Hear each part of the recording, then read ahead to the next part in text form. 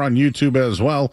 Just go to youtube.com, search 98.5 The Sports Hub, and you'll see us right there. You can just dial it in and just pop it right up. I see a couple of new people in there. I see Postman. Hey, Ryan Garvin's in there. Hey, buddy. Tenacious Tomato and Fernando. Is that Uncle Fern? I wonder if it is. Anyways, we can't talk about it. It is Uncle Fern? Oh, my God. He's already in our chat. Can you guys believe that? Hopefully keep it clean in there, Uncle Fern, will you? Well, where do we start tonight? Of course it's Giannis. I have a lot of questions. I've been thinking about this all day because I feel like a move is real. I feel like a move is coming. I feel like we are on to something brewing and happening.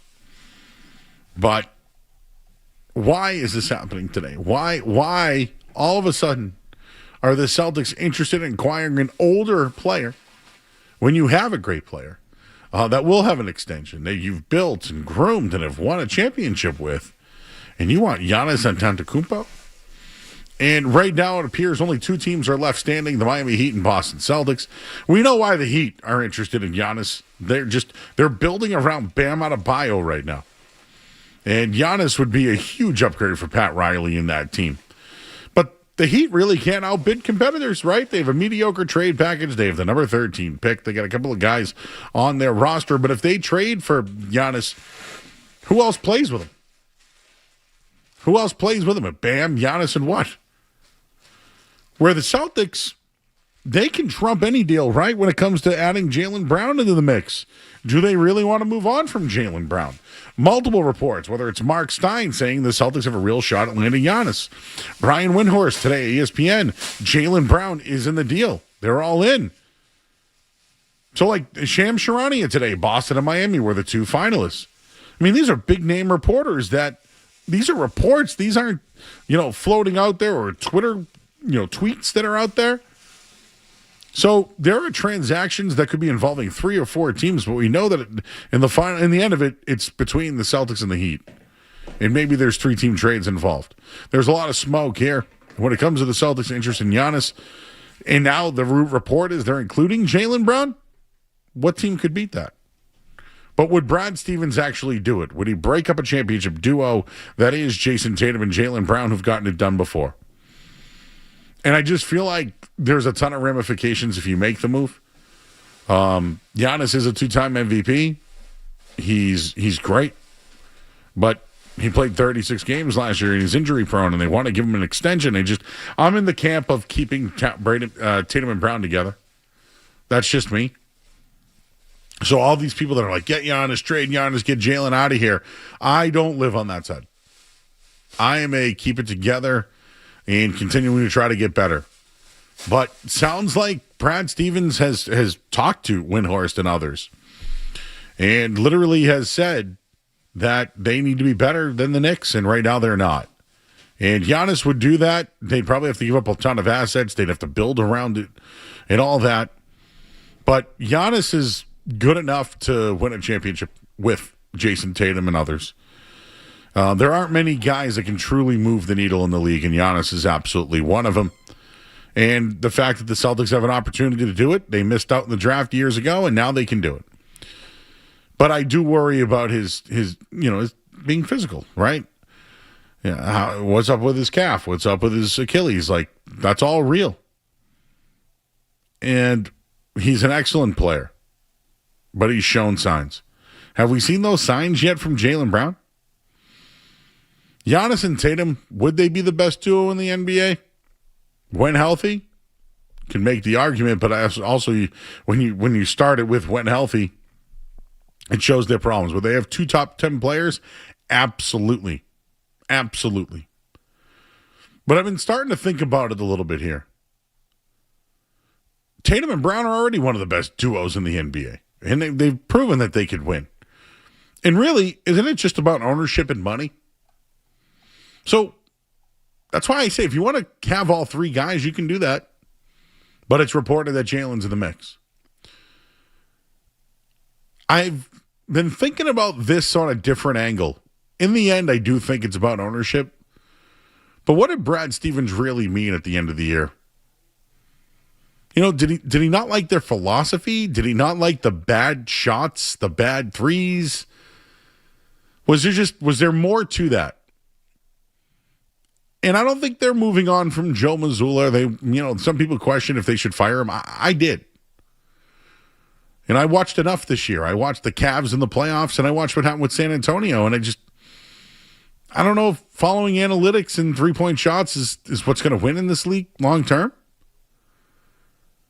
So, where's Brad going with this trade? And I can't help but think maybe this trade is to change Joe Mazzulla's style. They're not going to fire him. They know that Jalen wants to be the guy. So in order to maybe change the philosophy, you add a guy like Giannis, who maybe they'd have him shoot more threes, which is what they've done in the past. But I just wonder if this maybe is to generate better shots at the rim was one of the things that he mentioned. Is it a way to change their philosophy and forcing the Celtics to be different moving on from a Jaylen Brown? So I'm truly not really sure why they would make this move. I know they need to get better. I know they need a big. They need another guard.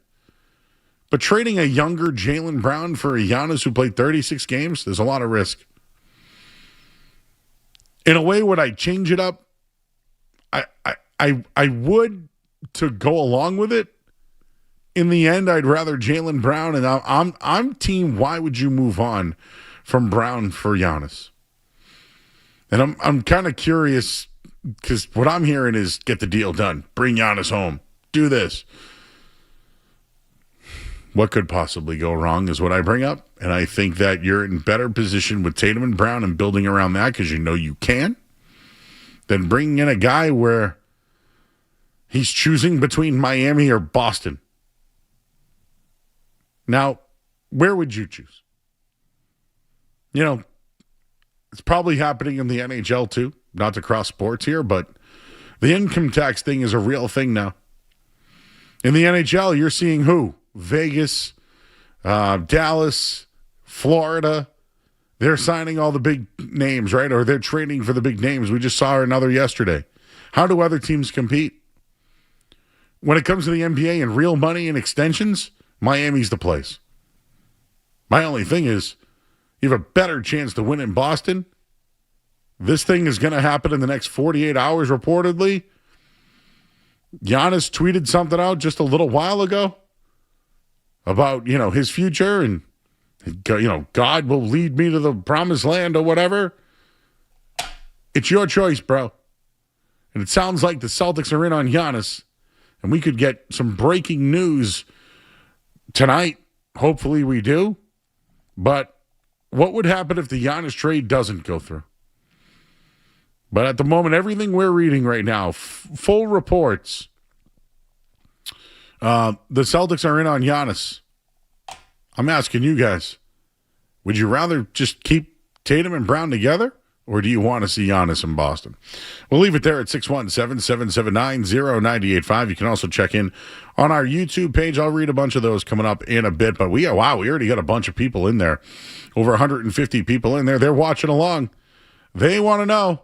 Oh, and now is Jaylen Brown giving ultimatums? Oh, I saw something. I don't know what to believe on the internet anymore. We'll have that and more coming up next. I'm Joe Murray here on 98.5 The Sports Hub. Don't go anywhere. There's more.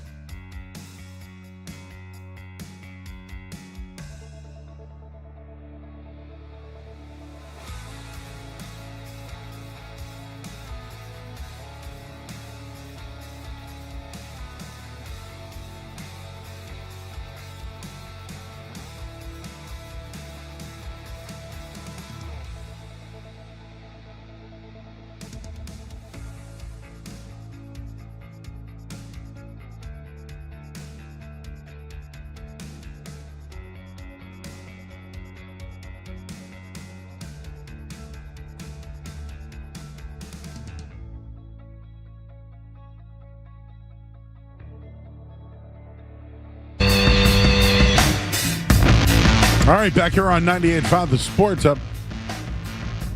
A lot of people talking there. Was that Shams? Where's he been? Anyways, we're back here on 98.5 The Sports Up. Excuse me, the phone number 617-779-0985.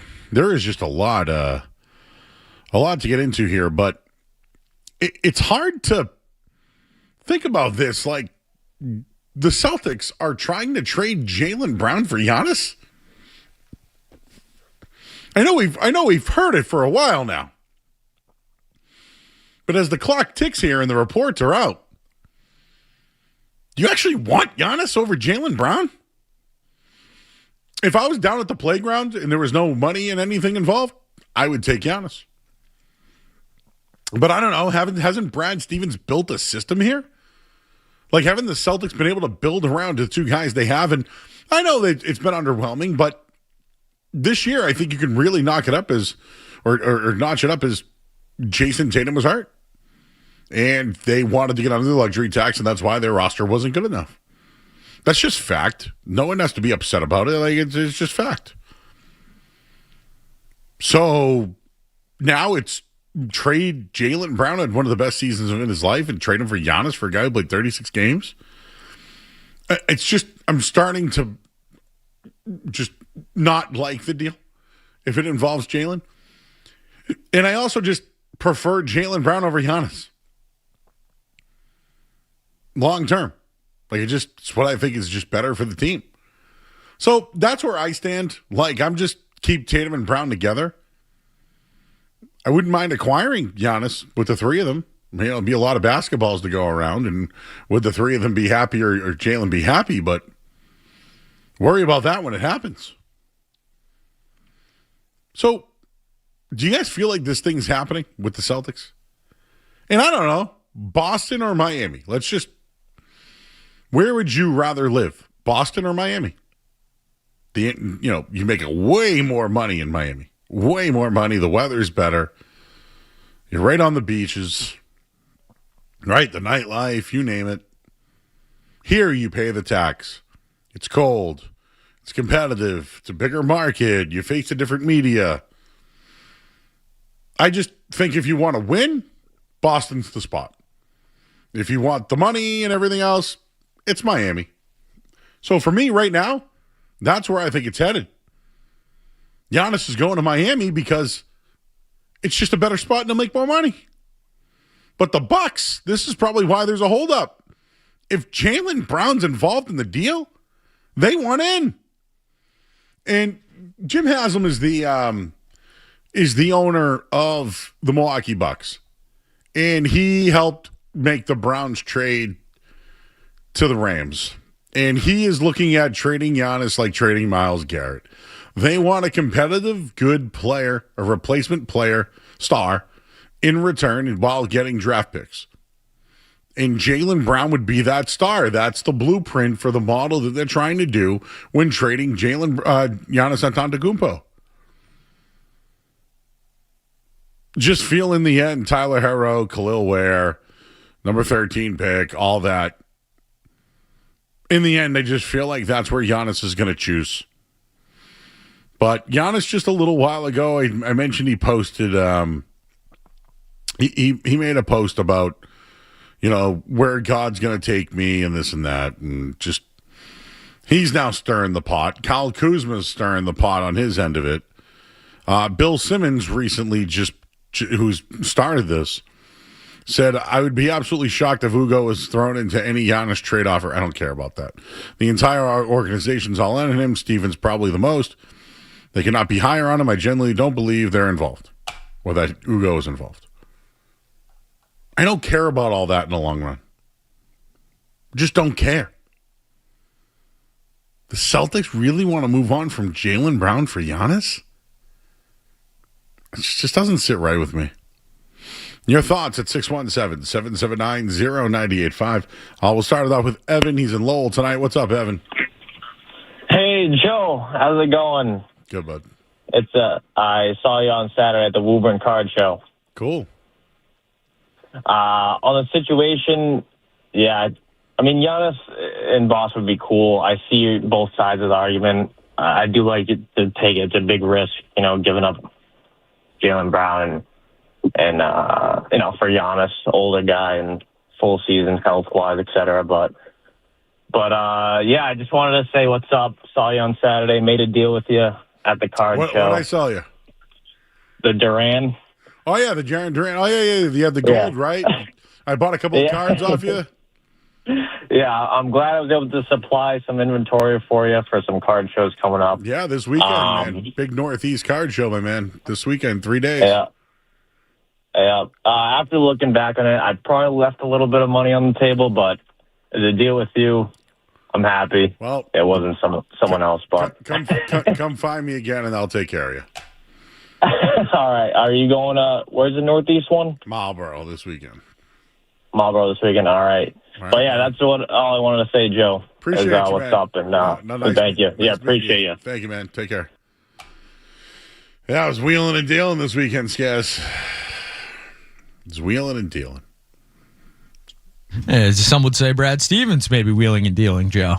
That guy just said that he might have left a little on the table, and he bought I think we did a little bit of a trade in money. I think he got a Jaren Duran out of 50 gold. Wow. Yeah, he's got a great autograph, actually. Got to be better than the swing. It definitely is. I had Giannis cards. Nobody wanted them, so it makes me wonder if people want Giannis in this trade. Because I know where we're at this point, but to me, I would rather Jaylen Brown than Giannis Antetokounmpo for the future. And as we're getting closer here, I'm excited about the thought of Giannis if he's only with Jaylen Brown and Jason Tatum. So I'm kind of out if it really is a swap trade. Why hasn't the trade happened yet, Joe? Ooh. Well, my thought is Miami's offer isn't good enough, and they're waiting for Miami to give more because he wants to go to Miami. That's why I think. So I don't know. Do you have another thought? That's what I think. I don't really have another thought. I just think, hasn't Miami had to have exhausted all resources at this point? Like, if he was going to go to Miami, shouldn't this have been done by now? Yeah. Yeah. What about, if it's just Jalen's, what can they get better than Jaylen? I just feel like Jalen's not on the table. If you're asking me the question, I don't feel like he's on the table because if it doesn't make sense to me, how could it be happening? How could it be happening? So anyways, do you think this thing's going down? I think there's too much smoke for there not to be fire here, Joe. I think the next 24 hours we will get news of a Giannis trade. I still think Miami's in the picture, but it certainly seems like the Celtics are now the favorites. Can't believe they're going to trade up Jaylen Brown for Giannis. Well, and I think, obviously we can't get them in trouble for something they haven't done yet, Joe, as some people would say. I heard that was a commandment but somewhere. This is why guys are mercenary. This is why guys in the NBA like Kevin Durant and James Harden exist. You can win the Finals MVP and sign the biggest contract in history and then get traded. A year later after having what most people would agree was your best season. So this is why I don't blame athletes whenever they, put up a stink or, fight to be somewhere, because Jaylen Brown has done nothing but be an exemplary Celtic, one of the best Celtics of my lifetime, on and off the court, maybe even better off the court than he was on the court, which is saying something for a guy with an Eastern Conference Finals and a Finals MVP. But that's what Jaylen Brown has been to this city, and I think if he can get traded, anybody can get traded, and that's just a reminder that, people that get mad at James Harden and, whoever in any league, anything can happen. So, yeah, Jaylen Brown not being a Celtic, I think, is a tough pill to swallow for hardcore Celtics fans. But that's where we're at, Joe. I'm coming to grips with the fact I don't think Jaylen Brown will be here in 48 hours. That's where I'm at. It sounds like it. It's hard for me to sit here and be like, yeah, that's a good trade. I think it's risk. I think they're trying to change what they've done. Anyways, people are asking who's the female voice behind Skaz. That is Riley. Live free or Rye. Yeah, she's a yapper. I see you're yapping on the phone with our callers, which we are absolutely loaded tonight. This is big, man. We got a lot of people watching on YouTube. Everybody's awaiting. We'll see if we can get some breaking news tonight here on the show. Let's talk to Ian. Ian is in Franklin. Hey, Ian. Hey, Joe. How are you? Good, bud. Hey, I was wondering if we get Giannis and we get the three brothers, is it going to be like a family-friendly environment?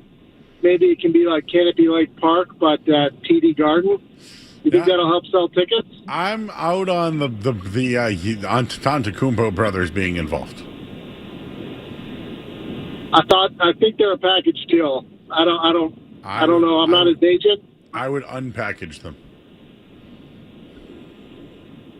But what if he plays? But if he plays better with his two brothers on the team, maybe three brothers. I haven't checked the Ancestry.com to see how many Antetokounmpos there are, but I know at least there's two of them. How many is there, Joe? I think there's three.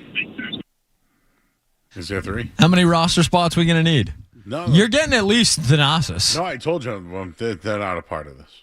Joe, I don't think that's an option.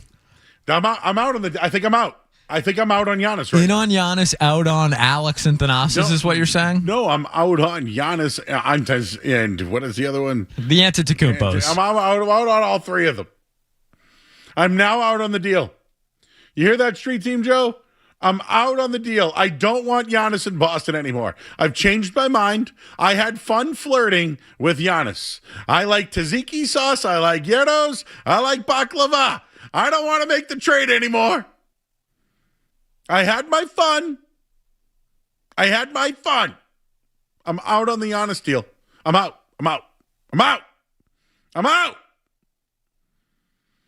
I don't want those brothers with him. I don't want the Antetokounmpos on the roster. I'd rather Max Shulga than Thanos. Please. Need that roster spot for your guy Harper, Joe. I don't want my guy Ron Harper.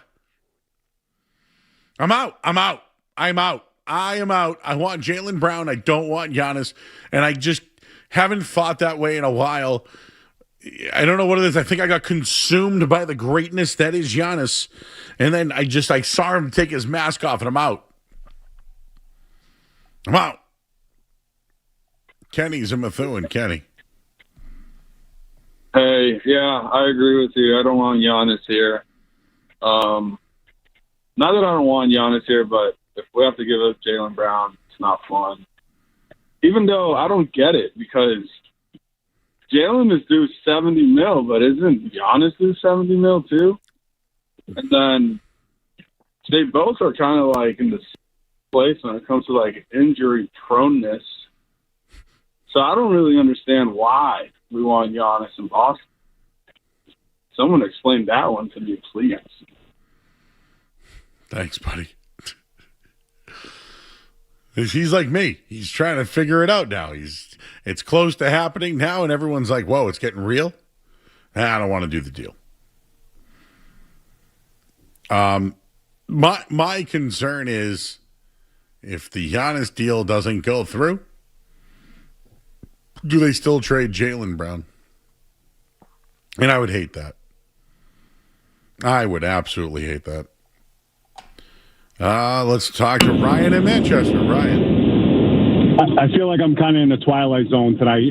I think, just give me a couple points here. You're talking about a guy who has an NBA championship that basically can put a team on his back and win it, compared to Jaylen Brown. It goes counter to your point that if Jaylen Brown was on the table here and Milwaukee hasn't pulled the trigger, that shows you exactly how much value he has. What has Jaylen Brown done to be put on this pedestal ever? Because he is, when the big-time plays come up, when Tatum isn't on the floor, he has done nothing but puke on himself.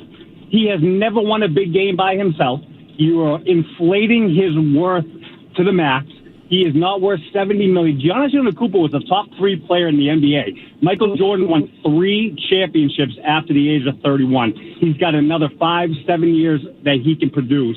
Jaylen Brown, you're not paying him $70 million. Please name me one game that Jaylen, or one thing in his career that has mattered. And if you say Finals MVP, first of all, you shouldn't have won that. And when you're double teaming and triple teaming Tatum, and he makes the pass to you and you make the shot, That doesn't count. Give me one thing that he has done in his career that mattered. He hit a 3 to force an overtime to win a playoff game. To force a playoff game, that's the biggest thing. That's what you won't take him for Giannis for? And it was in the NBA Finals. I don't know. Do you want to fight about this? Because I can give you more if you'd like. Oh, I'd love to. Because what happened this year when Tatum got hurt? Did he step up and beat Philly? What about Ryan? Just a quick question. Ryan, settle down, bud. Just a quick question. How far has Giannis? How far has Giannis gone in the playoffs since he won the title? I honestly don't. I'm not a Milwaukee Bucks fan. I know that he's a top 3 player in the league and has won a championship by himself. And this is the point. If Tatum gets hurt and can't play a Game 7, now this has happened twice because he got hurt in the finals in Game 7 and Jalen couldn't pull it through. You have Giannis Antetokounmpo, who can do it by himself. These are not comparable players. Ryan, this is kind of my point, though. You keep saying Giannis can do it by himself. Since they won the title, he's 8-16 in the playoffs. Okay, who's been on his team, though? Now you're putting Chris Middleton, Damian Lillard, Brooke Lopez, Bobby Portis. All guys washed. No, he won with all of those guys, dude. You're just a hater, bro. And so then You're if Tatum, hater. hold on, Ryan, hold on, Ryan. If Tatum gets hurt and Giannis can do it all by himself, you think the supporting cast around him will be better than what it was in Milwaukee? You think Jordan Walsh and Neemias Queta and those guys are better than Brooke Lopez and Bobby Portis and Chris Middleton? I think that you're smart enough to know that there's going to be another shoe to drop here. This is not going to be the team. If Giannis is coming here, you've got something like the Stifle Towers coming. They're making another move. This is not going to be the roster. The Stifle Towers. What are we doing? What are we doing? I mean, I can get behind Giannis is better than Jaylen Brown. No one is arguing that Giannis is not better than Jaylen Brown. But you can't say he can do it all on his own when he's 8-16 in the playoffs, hasn't been out of the second round since he won the title. Like, what? You got to live in reality. Giannis is a better basketball player than Jaylen Brown. Fine. He's also career underperformed in the playoffs since they won the title. He's been a massive disappointment up there, and he's played less games than Jaylen Brown. All of those things can be true. You have to look at the whole picture. I think Giannis played with Drew Holiday, who's won multiple championships. Chris Middleton was one of the better shooters in the league. Didn't Bobby Portis win 6-man? Was he in that conversation? I think Brooke Lopez. Brooke Lopez reinvented his whole entire career when he was like a first-round pick.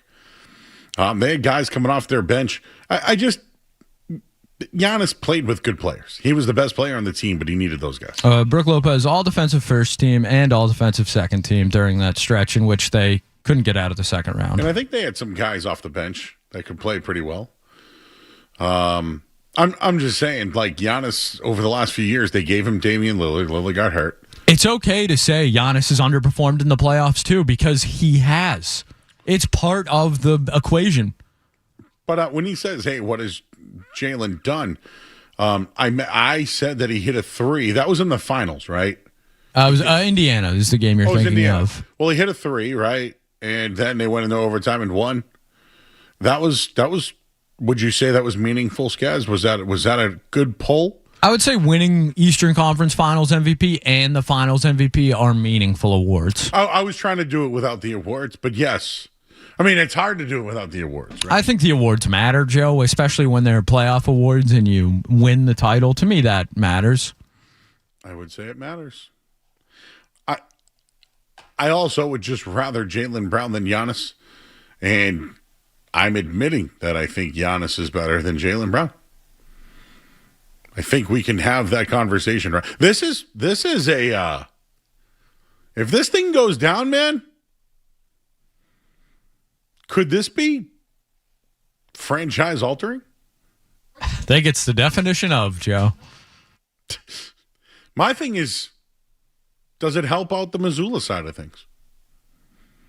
Like, if you're not going to fire Missoula, do you bring in guys that shoot less threes? Be more of a rim team? And that's how you kind of...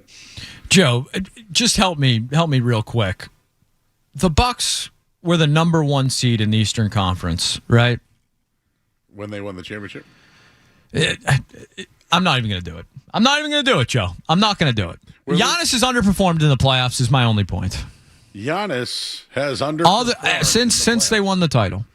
Who else has underperformed in the playoffs? The Celtics. So reuniting one unsuccessful guy with others is going to help? I'm not going that far, Joe. Giannis is a better player than Jaylen Brown.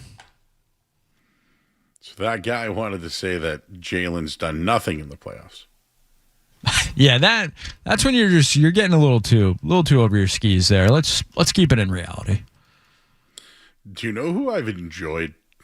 This is funny. But do you know who I've enjoyed with the Celtics commentary of late? You know who I'm going to say, right? Please, Joe. Dan Le Batard. Yeah, I haven't seen his coverage. I've seen him getting into quite a few other things lately, Well, yeah, but I haven't seen his Celtics coverage. Him and can I even say the word? Stu. All right, his buddy Stewie. Well, Carton, I thought. Him and Craig Carton were going at it. I thought it was Stewie. The Stu Gott's there. Oh, the Gott's there. Yeah, who could forget that guy? But they've been arguing about, some of them think that Jaylen Brown's better than Jason Tatum. It's been, they're all wrapped up. Dude, they want Giannis so bad, they're now like debating Tatum versus Brown. Like they're in their own heads over there. It's great. The phone lines are loaded. I think we need one more. We need a good one. Let's talk to Pearl. Hey guys, listen. I mean, it's the way you're trying to say that Giannis underperformed. Now, understand, he has been hurt through those times. So he has been hurt. They have not had a full team. But let's not even go there. The Celtics have been destroyed by two people in the last 2 years, Karl Anthony Towns and Embiid. And is what counters those things. You've been sent home 2 years in a row by those two guys. So you need to have Giannis. Now, I personally think it should be Jaylen Brown that stays and Tatum, who's never reliable, who's out in the big games each year. I think that would be a better fit, and I think that would help the Celtics get to the next level. Pearl, you just said that Giannis missed two of those playoffs because he was injured, right? Yeah. Now, if you remember, since the championship, it's like they're sold to the devil. They didn't every year in those playoffs. Half of the team was hurt. Remember when he had him and Dame? They had the best scoring duo in the league, and they were great when they were together. But neither of them could stay on the court at the same time. And then last year he was hurt. So you understand where the problem is there, where you continually say Giannis missed two of the four playoff runs and can't stay on the floor, but then you're also complaining about Tatum and Brown not being on the court either. So what I'm saying to you is, and I know you want to skew it in your way that you want, but I'm just trying to follow along, that's all. I get you, I understand. But Giannis, like this year, he wanted to come back. They were holding him back because they wanted to get trade value, and they didn't want him to they wanted to try to tank. The last year he had the calf injury. He's had some dings, but if you look over the past few years, he has not been a injury prone dude. It's just been recently he's run into some situations. But you and I both know the two reasons that the Celtics have not advanced is because they have Karl Anthony Towns that they got to go through, and they have Embiid that they got to go through that they can't get around. Giannis eliminates those issues. Last time I checked, Giannis wasn't a center, was he?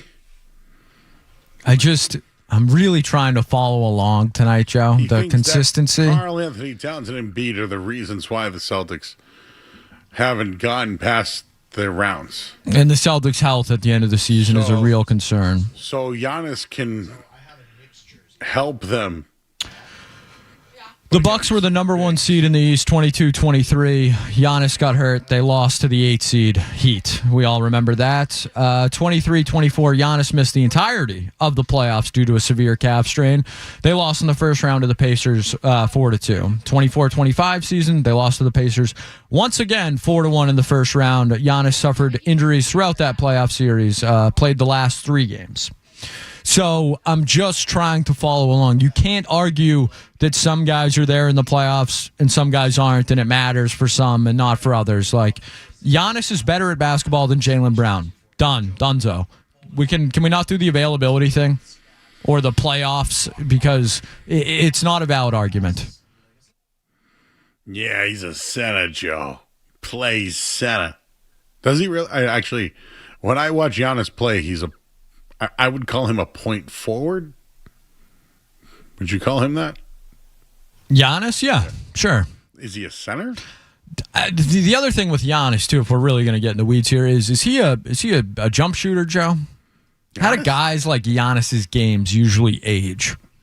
If all you can do, like, look at Blake Griffin. I hate to use the example, but. Yeah, and I think Giannis is a little different, but he's basically a point forward Westbrook, 31-year-olds who can have athletic ability scare me a little bit more than guys who can shoot. Would you say Jalen can shoot? I would say he's a better shooter than Giannis. Who has better handle? Oof. Probably Giannis. Neither? Can I say neither? Giannis, at least, I think, can. Ugh. God. You're right. Why do you think they got Dame Lillard and Drew Holiday over there? All right, fine. Giannis over Brown. What do I know? All right, that's it. That's it. Yeah, let's go home. Giannis over Brown. I mean, call me shocked. People want Giannis over Jalen.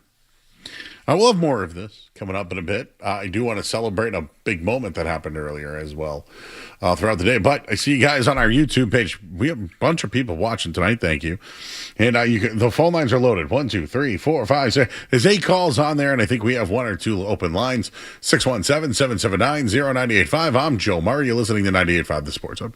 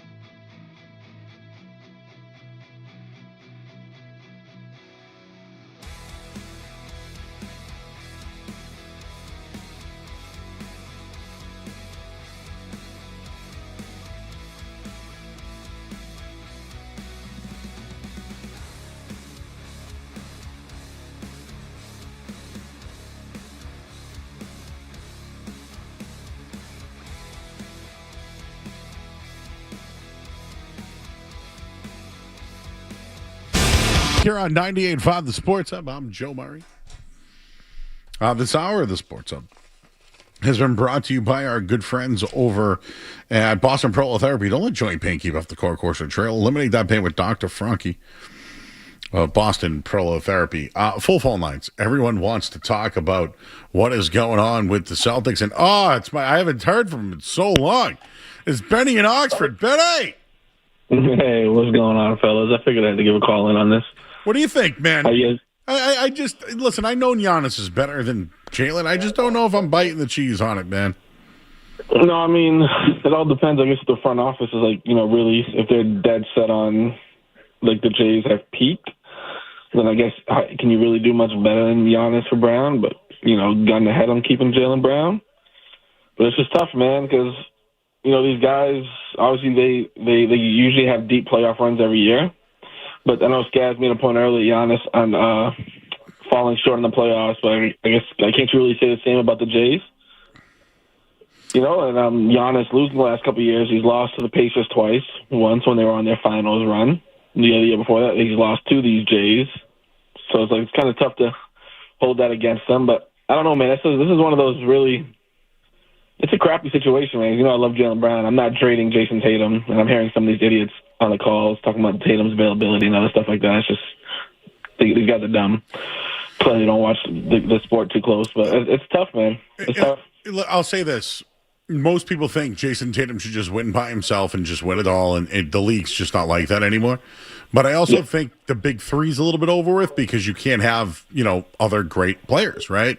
So having two really good players, Supermax players, I think the blueprint for the Celtics is a big man and a ball-handling guard like a Drew Holiday type, right? That plays with Tatum and Brown. That works. That works with a bench. So I don't know. I just feel like they have the levers to pull to make that happen again this year. Yeah, and I think the way we've lost the last 2 years kind of plays a lot into it. I don't know if it's like they're getting annoyed with all the threes. I mean, it's kind of what drove us to the championship run that year, too. I mean, clearly we were just more talented than the other team as well. But it's just tough. I mean, Giannis obviously would drive to the hole a lot more, but, oh, man, this is tough, man. It's going to be a tough pill to swallow. That's why I'm here now, and I've been talking about Giannis and what he could do to, help the team and impact and all that. But as we're getting closer to the deal now, I'm kind of I'm getting cold feet. Yeah, because I told my buddy, gun ahead, if they were that set on breaking up the Jays, I mean, I guess this is the time to do it. Brown coming off the top 5 MVP type season, trade at highest value. You can get Giannis, but this talks about throwing in extra. I'm like, no, it'd be more Brown 1-for-1 because at this point of their careers, I think they're more on a one-on-one level than anything else. All right, bro. Appreciate you, Ben. Real quick, Joe. Yeah.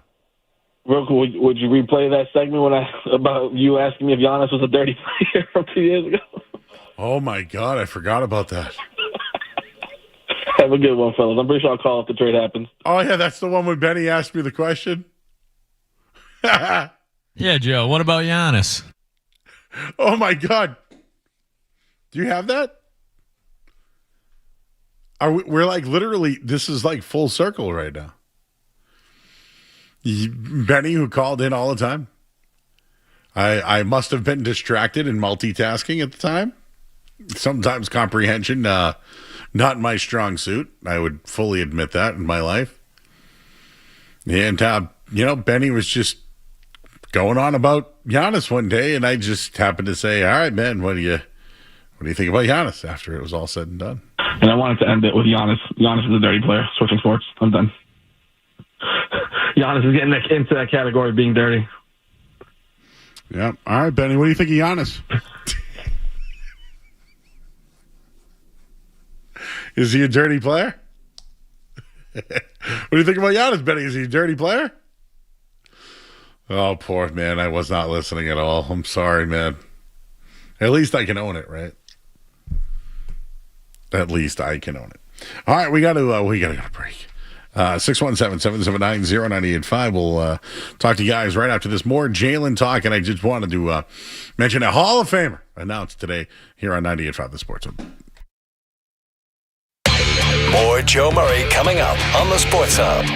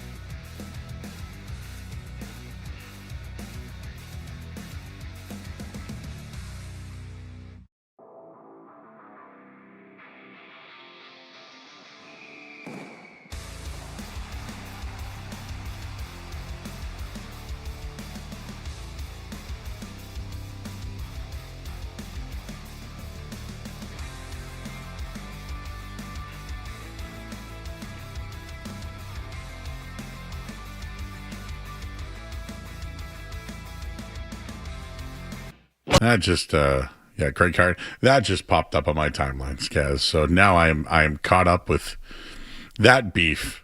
There's a lot going on out there in Miami, huh? They got the Scots out there. The Titan Army's now there. You know, could Jalen or I don't know who else, Giannis be going there? A lot going on there when it comes to Miami. So we're still awaiting what's going to happen here. The rumors are heating up. Brian Windhorst and Gary Washburn changed their reporting. The reporting was Giannis wasn't in the deal. Then later on they hear that they're in the deal. So there's a lot going on there. And, you know, when it comes to this move, right? Guys, let me ask you this. Is this the first big move for the new ownership? Yeah, I mean, I think it has to be, other than, giving away contracts to Chris Boucher. So do you think that this ownership should be defined by breaking up Tatum and Brown? They'll be defined by the success of whatever the next era of Celtics basketball is. But what if there's no success? Then that's what they'll be defined by. You only bring in Giannis to win a title or multiple. If you don't win a title with Giannis and Jason Tatum, that is, I would say, the definition of a failure. And I would also say new ownership came in and thought that was the move. That's what your big decision was first. Like, I get it. Brad Stevens is in charge. Or is ownership in charge? Well, didn't they sell us that there's no better guys to have than Brad Stevens and Joe Mazzulla here? And that's why they're taking over and they're not going to be involved in basketball decisions? But wouldn't this be I don't know. Breaking up Tatum and Brown is balls. I'm sorry. It's a ballsy move. If it doesn't work, I'm going to remember. Remember this day, Skaz. 8:09 p.m., June 22nd, I brought up the first big decision from Celtics ownership would be breaking up Tatum and Brown. Every night. Every night I'll be talking about it. I won't let it go either. We're going to talk to our buddy Kyle Irving, Underdog, coming up in a bit. A national perspective, because, we're all homeless. What's up with Justin and Lynn? Justin. Hey, Joe. It's Justin. I just wanted to tell you, I called in over the weekend to Gaffer and Murray, and I said I was out on Giannis coming to Boston. I thought about this while I was on hold. I would be happy if they added Giannis to the nucleus that we already had, Joe. I just wanted Joe thoughts on that. All right, buddy. I appreciate that. I'm glad you're on my team with that one. I'm Team Jalen right now. What the hell? I don't know what even this says. Pat is from the garage. See ya, buddy. The hell was that? Dave's in Weston. Dave. Hey, fellas. So, Skaz, I want to bring up a missed opportunity to blow up that caller a couple of callers ago, and I was hoping if I have time to drop a quick in or out on Joe. But, Skaz, that guy that you were going back and forth with, that was like, his whole argument was that Giannis can do it by himself. He can do it by himself. Jalen has never done it by himself. Giannis can do it by himself. And then you dropped the playoff record since he won his championship. And he hesitated, and then he goes, yeah, but who was he playing with? Which goes against his whole Giannis can do it by himself argument. Yes. Thank you. Right? I mean, he contradicted himself. So, Joe, are you in or out on, I know we all love our pizza, but the cold, like, tomato pie that you can get, like, big in Rhode Island, big in upstate New York, probably more like a bakery than a pizza shop, with just the red sauce on top that's cold and made a little Parmesan sprinkled on. Are you in or out on that? So, I'm in, but, like, it's not my favorite, Like, I'm not out. I'm not out. Like, there is no pizza. Listen, let's just say this. I'm not out on any pizza. Good point. Maybe like an anchovy pizza? Yeah, I'm out on that. But I would pick the anchovies off. healthy, but yeah, I get You're you. right, you're But, right. And- yeah, no intro. And it's been contaminated, so you might be right. If I even get a scent of a different thing, I might be out. No anchovies, please. But no, I know what you mean. There's like a grandma style, and there's a saw. Yeah, I know what you mean. I love. Yeah, you get I more love like you get in a bakery. Yeah, like in upstate. I know I had it there, and Rhode Island has it too. Pretty good stuff though. Yeah, got me. Well, Street Team Joe isn't back there, but we ate pizza like 6 out of 8 days, and we haven't had any since. And now I'm fiending for it. Market basket pizza, Joe. I'm sure you like that too. Oh my God, they're so cheap too. It's amazing. Yeah, and it's so good. Yep, I only eat at the crust. Yeah. All right, Dave. Thank you. All right, guys. Thank you. Take care. Bye-bye. Jeff Beliveau checking in. As a total NBA outsider, if this goes down, would this be the largest dividing topic in Celtics history? I don't think I've ever heard the Green Teamers divided like this. You're damn right, Jeff. Ooh, that could be our social tonight. The Green Teamers are divided. Guys, when's the last Green Teamer debate? Antoine Walker, Paul Pierce? Oh, no. I think Tatum and Brown. Could they win? No, this one here is bigger. The debate, I want Giannis or I don't want Giannis. Oh, I don't think that's bigger than could Tatum and Brown win. We did that for 9 years, Joe. But Tatum and Brown won. Yes, it's over now, but for 8 years, 9 years, we did that. Is this the biggest divide? So take out Tatum and Brown. What was the biggest divide before that? Was it trading IT for Kyrie, or was it like Perk for Jeff Green? Signing Al Horford? Oh, Perk for Jeff Green's a great one. Championship roster. I know why they did it, right? They wanted a guy that could score off the bench. They just gave up their big man. It didn't work out, right? What a divide, huh? Closer this thing happens, man, the more I'm out, dude. I am out. What a divide, though, huh? I don't think the Green Teamers even know what's going on right now. Everyone's holding their breath. But hey, you know what? I've heard a saying before. Remember, in Belichick we trust? There's a lot of in Brad we trust going on right now. All right, we're going national, baby. Let's talk to Kyle Irving of Underdog. What's he thinking? What's he hearing? We'll have all that and more coming up next here on 98.5 The Sports Hub.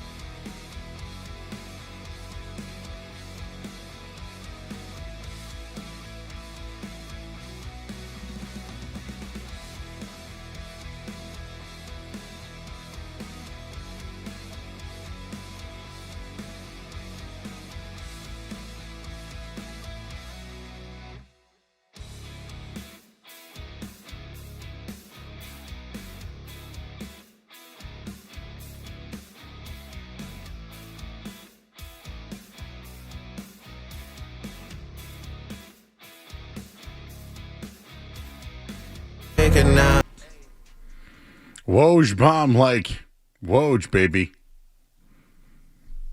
I feel like we need a national perspective of what the hell is going on.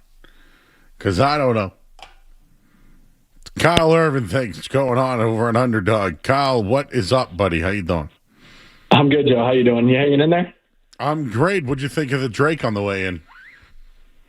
Man, I am trying to keep a level head with it, but I was listening to what you guys are saying right before I hopped on here, and I'm with you guys. I mean, I don't necessarily think that it makes the Celtics better immediately right away, and I have long been on the side of you don't break up the Jays because you know what their ceiling is. But at the same time, from a business perspective, I understand that this is the highest that Jaylen Brown's trade value is ever going to be. So if you have to float him out there to see, what you might be able to get in return for him, and if that's Giannis Antetokounmpo, I understand it. But, the Celtics fan side of me does not want to see those two broken up. And even from an objective side, I'm not necessarily positive that it makes the Celtics better immediately. Glossed right over that Drake comment, huh? Oh, I didn't even hear what you said. I said, what did you think of the Drake music coming out of break? Oh! I thought you said the trade. See, that's what my brain is wired to right now. No, I appreciate that, Skaz. Yeah, that's all. I guess it's all we're thinking of right now. Yeah. Skaz took the time to update the soundtrack, and I appreciated that. Yeah, because what are you on the Kendrick side? So, not to make we're crossing now music and sports, but there's a big divide. Jaylen Brown or Giannis. And I feel like sometimes when music, there's Drake and there's Kendrick, right? I just didn't know what side you were on. Are you on the Drake side or are you on the Kendrick side? I'm firmly on the Drake side, and I'm firmly on the Jaylen Brown side. So I don't, I'm not riding the fence on either of those two. Loyal guy, Kyle. He's loyal to the soil there. All right, well, I am loyal to a fault. All right, shebang, exactly. Shebang, baby. All right, just talk me through this, okay? Yeah. Boston or Miami, right? There's a benefit to going Miami to make more money. Boston's in on this thing.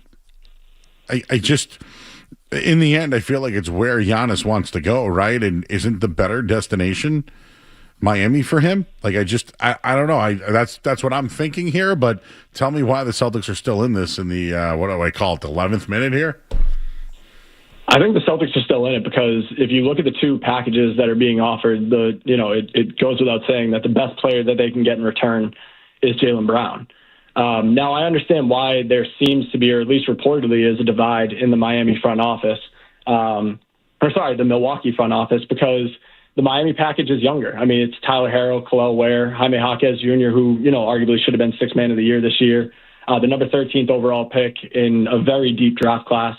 Versus Jaylen Brown, potentially Hugo Gonzalez. You would assume the number 27 pick and then maybe another future first rounder. It kind of depends on what direction Milwaukee wants to go in here. And the thing that kind of surprised me today with some of the reporting is that all along it was, okay, if the Celtics are going to be a part of this, how do you reroute Jaylen to a third team? Because it doesn't seem like Milwaukee is interested in contending right away. And now it sounds like that energy is kind of shifting a little bit, that maybe they would be interested in holding on to Jaylen Brown. But, from a Giannis perspective, if you look at the two teams, if Miami were to trade Herro, Ware, Jaquez, the number 13 overall pick, there's not much left in Miami. I mean, it's Bam Adebayo, it's Andrew Wiggins, who has a player option. They likely will probably have to re-sign Norman Powell because of, they won't have much financial flexibility to acquire assets elsewhere unless there's another trade out there for him, after they get this one done. But, if you're looking in terms of him signing an extension long-term, and if he wants to win championships, the roster that's going to be left behind in Boston is a hell of a lot better than the roster that's going to be left behind in Miami if they get this deal done. That was my thinking, was he probably wants to go to Miami, but in the end, Boston would be the better fit because they still have things that they could do to make the team better, right? And let's just face it. I think we can be honest. Giannis might be a better player than Jaylen. I just don't know if he will be in 5 years. And that's kind of the big question for me. The other one I have, Kyle, is this. There's a new ownership team now, right, in Boston. They really want to be the ones that break up Jaylen Brown and Jason Tatum? I'm just not buying it. I think that's what surprised me about this too. And, Skaz and I were talking about this earlier today, but it's like you go through all of last season where Jalen has the best season of his career and you're waiting on Tatum's Achilles rehab and, you get a small glimpse of what it looks like when they're back on the floor together at the end of the season. But the whole year, it's kind of like, okay, this is, a bridge year, whatever you wanted to call it, even though they won 50 some odd games, obviously got eliminated in the first round of the playoffs. But you kind of waited for this to get, this duo to get back on the court next year and see if they're able to get back to the mountaintop. And, you go through that entire season just to blow it up in the off season at the first superstar that becomes available. And listen, like you just said, Giannis is incredible. Like when he's fully healthy, he's undoubtedly a top 5 player in the league. He's still one of the best two-way players in the league. Yes, there are some injury concerns. He only played, 35 games this year or whatever it was with knee and calf injuries, and that's definitely a problem. But, I kind of what I was saying, like I understand that you have to at least see what's out there for Jalen, coming off of the best season of his career with his trade value as high as it'll ever be. And players like Giannis Antetokounmpo aren't available every single offseason as much as, superstars move around in the NBA these days. But, I'm going to continue to say, like, I'm with you. I just don't think that this is the move to make to break up the Jays. I really think that, especially after just seeing the New York Knicks win the NBA championship, like the Celtics can't feel like they're that far away from contending or getting back to the mountaintop, being able to win the East. And I'm not even 100% certain that Giannis gets you closer to that goal than, sticking with what you have right now. Because again, like it is knee injuries, it is calf injuries. And for a player that plays the way that he does, always downhill, always seeing multiple bodies, always kind of colliding into different people, like he's a physical player and it's going to take a toll on his body. And, he hasn't really been able to hold up in the postseason since he won that championship in 2021. And that's, to me, the biggest concern that the Celtics should have if they're trying to get closer to, achieving that goal again. What do you think is the deal with the stuff we're hearing about Derek White? I mean, dude, everything that I'm hearing that's being reported, dude, not even like rumors, right? Like reports from credible people, is Jaylen Brown and Derek White are names that are being floated out there. Like, I know we just talked about ownership, but is that coming from them, or is it Brad Stevens really feels that they can't compete with the likes of the New York Knicks anymore and some of the other teams in the East? Like, is it really about Brad changing it up and trying to get competitive again, or do you think he's getting orders from ownership? I think it's probably a combination of both because, he's someone that likes to be opportunistic and try and capitalize on players when they have value. And, not that Derek White is coming off of a season where his value is as high as it's ever been or anything like that. But, he is a player that I think, especially a team like Minnesota that could use a secondary creator and someone to help Ant out a little bit off the ball there and, kind of take on some of his defensive assignments as well. It makes sense that they would want a player like that. And maybe those types of reports are getting out from their side. Where it's like, hey, this is a player that we're interested in. If any other team in the league has players that are, fit that similar mold, those are the types of guys that we're interested in. Maybe that's the way that this is going down. But, it's been weird to see how this unfolds because it does feel like Boston's front office and ownership has usually kept stuff like this close to the vest. And I think that this Giannis situation has just gotten so big that there was really no way that it wouldn't get out and kind of, expand the way that it has. And I think that, whether it's Derek White or any other players that become available in trade talks, moving forward. Like, I just think that those are other teams that are kind of calling around to Boston now saying, oh, well, if Jaylen Brown's available, then, this guy must be available. Let's check in and see what's going on with him. And it doesn't seem like there's been any traction on anything that Minnesota's offered so far. But it is interesting that, two of these core players, part of this core group that you would think Boston would look at as key pieces to winning a championship as soon as next season are being floated around. And, you maybe have to start this thing from scratch all over again with Jason Tatum finally back at full health and having to figure out, how to play with new guys around him. Yeah, Kyle, what about Jaylen Brown's kind of perspective in this whole thing? And, if the Giannis thing to the Celtics doesn't happen, it seems like he's been in trade rumors before. We've done the Jaylen Brown trade thing. It feels like, I don't want to say every offseason, but unfortunately for him, a good majority of them. Do you think it's gotten to the point with this offseason where even if it isn't Giannis, Jaylen Brown probably isn't here at the beginning of next season? That's one where it feels like people are jumping to that conclusion, but I also do think that these players understand this is a business and he knows what his trade value is at right now. And Giannis is not just any player. He is one of the top players in the league. So I can't speak for how Jalen is thinking or how he's feeling. And I'm sure he'll tell us on his Twitch stream how he's thinking or how he's feeling after a lot of the stuff goes down. But like, I would think that he would look at that as almost not a sign of respect from Boston, but a sign of respect from the league that like he is the caliber player that could be traded for someone like Giannis. And, if it doesn't work out and maybe he does go to Miami, if Giannis does go to Miami, then, maybe it is a little bit easier for the Boston front office to turn around and say, hey, like, we had the opportunity to potentially trade you for a generational player. It didn't work out, but we still would really love to have you here. Believe we can win a championship, everything like that. And maybe it's water under the bridge and he's willing to kind of put that behind him and play again next season, but in Boston next season. But I wouldn't fully assume that just because he has been floated in Giannis trade talks means that he is floated to every team in the league now. Hey, come and call and, take your best shot at getting Jaylen Brown. I don't necessarily think that it has to be that way, but if he turns around and requests a trade after something like this, I don't think anybody in Boston could really say that's, unfair for him to do either. All right, we'll talk with Kyle Irving, he of Underdog Sports. Skaz has another one for us. Not really breaking news, but Giannis did make that Instagram post a little while ago in the Bucks uniform where, God will guide him or whatever the caption was. The country of Greece has commented on that Instagram post, and they simply put a shamrock. Is it a shamrock, not a four-leaf clover? No, it appears to be the three-leaf clover, Joe. The Celtic shamrock from the country of Greece left a comment on Giannis' Instagram. So I don't want to say that's another sign, but it certainly feels like it is. I see you've retweeted that already, Joe. So it feels like this is happening. Kyle, you're a draft guy. I know you wish you were focusing on the draft right now. Please tell us this is over in the next 24 to 48 hours.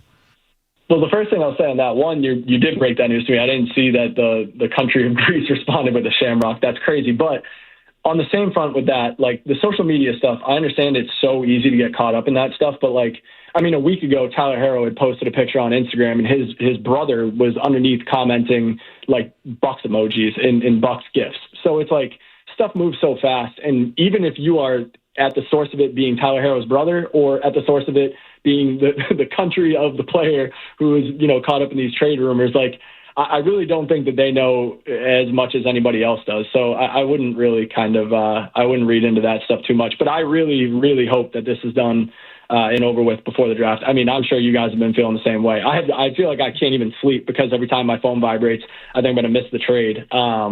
Even from a Bucks perspective, with how talented this draft class is, they have the number 10 pick. It sounds like they have always been operating with the idea that they're going to have multiple first-round picks in this year's draft. And I really think that it would just be a major missed opportunity for whatever the next step, whatever their plan is. I have no idea what that is. If it's to try and contend with JB, if that ends up being the trade, or if they're blowing it up and moving on to the future, whatever their decision is, it would be a massive misstep if they can't get this done before tomorrow night, because there are too many talented players in this year's draft class for them to, miss out on being able to make their own pick and kind of shape their future from there. Do you think that we overrate Jaylen Brown here in Boston because he's won an NBA Finals and had a good year without, Jason Tatum? Do you think we might overrate him a little bit, and maybe there's others around the league who thinks he makes too much money and isn't that good? I think the conversation around the league has been that, you look at that contract and it's how is that going to age. But you saw people doing the same thing with the Trae Young deal today. Like the reality is that these players make a lot of money and the contracts are usually backloaded. So, yes, the contract isn't going to look as bright and shiny as it does on the day that they sign. But at the end of the day, he's still one of the, best scorers in the league. He takes pride on both ends of the floor. You can't say that about a lot of the superstars in the NBA. And, to answer your question directly, like, there are some times that I think that Boston, all of our friends are Boston sports fans too, like that Jaylen Brown is almost underrated by Boston sports fans at times. And I would also say underrated at the national level at times because you only see the clips that, circulate on social media and everything like that. And I think this year was a big year for kind of reshaping that image of, being able to prove that, like, hey, I can be the number one guy on a team. And they got bounced in the first round of the playoffs, but you can be a team that wins 50 games and competitive night in and night out. I think that helped his, kind of PR across the entire league. But, I think he's a polarizing player who people have strong opinions about him one way or another. But the reality is, like, he's one of the best scorers in the league. He's one of the only superstars in the league that, truly enjoys playing on both sides of the ball. And I think the front offices realize that, whether fans do or not. All right, dude. The draft's tomorrow night. What is AJ DeBonsa of Brockton, Massachusetts, going number 1 overall to Washington? I'd be absolutely shocked if he's not. Even though there's been a lot of smoke screens of them saying, "Oh, we truly don't know yet, and we might take Darren Peterson." I would be shocked if DeBonsa's not the number 1 pick, and if I was in their shoes, I would have taken DeBonsa. I would have announced it the second that we won the lottery that we were taking DeBonsa. I just think that he's such a safe bet. He's so talented. He's so skilled. He's such a floor raiser. He's a player that I really think could make a major impact from the get-go, especially in the Eastern Conference and in the pieces that they have around him in Washington. Like, if they draft AJ DeBonsa, I really think they're a team that could be, contending for that play-in range in a team that a lot of people are going to be saying next year, oh, they're really feisty. They're a team that's up and coming in the East. And, Peterson's a talented player as well, but I'm not 100% sold that he elevates your team as fast as AJ DeBonsa does. So I do think it's going to be Brockton's own that gets his name called first tomorrow night, yeah. Does Peterson go second? Is it Boozer, Caleb Wilson? How's all that shape out? Yeah, I think that's pretty much nail on the head there. I mean, last year the Jazz kind of went through a similar thing where Ace Bailey didn't want to go to Utah, and they drafted him anyway, and he ended up having a pretty solid second half of his rookie season. And it seems like, Danny Ainge and their owner over there, like, they really don't care what you think about going to Utah or not. I mean, Darren Peterson said he was only going to meet and work out for the Wizards. And, it sounds like he actually ended up having a meeting with the Utah Jazz over the weekend. But, I think that's because he realized, hey, we're going to take you no matter what, whether you want to be here or not. And they're building something over there in Utah as well. Like, they have some pieces. So, I think that'd be a wise pick from them. But, whether he wants to go there or not, I think it's going to be Peterson second. Yeah, Cam Boozer to Memphis third, and then Caleb Wilson at 4, and then it's kind of wide open after that. All right. You all jazzed up for the draft, Scaz? Yeah, but I think I'd be remiss if I didn't ask Kyle about something else that's going to happen tomorrow at 1 o'clock. Kyle, your GOAT in action. People are saying he's washed. His back is against the wall. Do we have any predictions for Portugal, Uzbekistan, and your guy Ronaldo tomorrow? Joe, Skaz has been drilling me with just like Messi Ronaldo comparisons since the start of the World Cup. Ronaldo sucks, bro. I'm sorry, he's washed. Man, here's the thing. Like, I'm not even like a Ronaldo defender in that way. I don't even follow soccer that closely or religiously to like really fight back. But Skaz he's just been drilling me with these Ronaldo Messi comparisons. And I mean, yeah, they're going to bounce back. I think Portugal gets a win tomorrow. I would hope. They really blew it in that first game. But, I don't really have any sort of in-depth takes for you here on Cristiano Ronaldo and if he's helping or hurting the Portuguese right now. Sounds like Kyle is like always entrenched in, like these two-sided dramas. And I don't know how, I guess I'm passionate about the things that I do love, but Joe, I think you're right. I somehow end up on a firm side of these, like, split arguments, and I feel like I'm, having to hold my ground and make my argument one way or another. Kyle, probably the least confrontational guy, too, you'll ever meet, but somehow he does find himself embroiled in these very trivial but intense arguments that we get in. Yeah, like, are you a vanilla ice cream or chocolate? More of vanilla ice cream. See, you're more of that's what I mean. And when it comes to everything, right? I bet you're like, are you Cool Ranch or nacho cheese? Dorito. Nacho cheese, for sure. That's what I'm saying. You have a team and a side, and you roll with that. You know what? I like to take a stance, and I don't think there's anything wrong with that. It's better than riding the fence, right? There's nothing wrong with it. All that it is, like me. There's a guy from 2 to 6 on this station who could really take that advice about, not riding on the fence. Yeah, I will tell you this, guy. I was a Ron Harper Jr. guy, okay? I'm like begging, the sports books to give me points on him, and every night he'd go over. And then what happens in a Game 7? Tatum doesn't play, and they play him in a Game 7. And I think it ruined my take. You know what I'm saying? That was my guy. He was my guy. They played him. I wonder if we'll ever see him again now. But that was my guy. He was my ride or die, and I feel like they've ruined him. And now I feel like I need a new guy this year. Well, I mean, it might have to be Thanasis Antetokounmpo at this point. No. Okay, well, thank you. Maybe we should end on this, Kyle. If the Celtics do trade for Giannis, how many Antetokounmpos are they getting? I would hope 0, man. But Please. You really just don't know. You really don't know. No, I don't want any of them. Thanos. Oh, he forced Milwaukee to take 2 of them. Yeah, one in a two-way spot and one at the end of the bench. Just let him play in the G League, will you? Hey, what about our buddy there from the Bucks? Can he come over? The local guy? Oh, Cormac? I don't know. What's his offseason? Is he a free agent, Kyle? We going to get him in a deal? No, he's on a 2-way contract, but I mean, hey, if he were to come over in this deal, then I'd feel a lot better about it. But no, he's on a 2-way contract, and he's kind of as blind as the rest of us, trying to figure out what's going to happen and what that means for his future. But yeah, I don't think he's coming over in this deal. Unfortunately, we'd be stuck with Thanasis and Alex before we get Cormac. All right, and real quick, I watch a ton of college basketball, so I'm not like your hoop head college basketball guy, but I watch enough to know like who's good, right, or could help.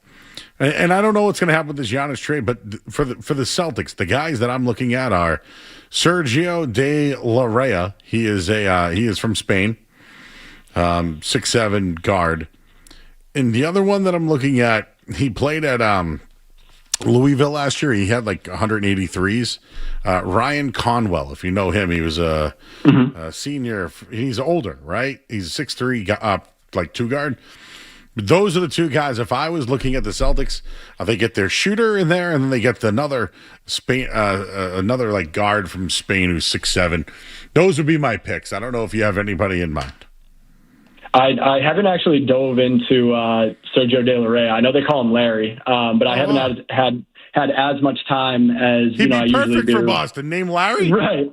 Yeah, Larry. They call him Larry. But I haven't had as much time to dive into the international prospects as I usually would. But a name that I'm looking for the Celtics at 27, Terrace Reed Jr. out of UConn. And I'm sure people in the New England area have seen enough of him. He was incredible in the NCAA tournament. He had like a 30-20 game in the first round. He, in my opinion, was their best player all the way through to the national championship. But Terrace Reed is someone that I've been looking at for the Celtics at 27. Another name to keep an eye on as well. Jaden Quaintance is kind of an under the radar-ish guy.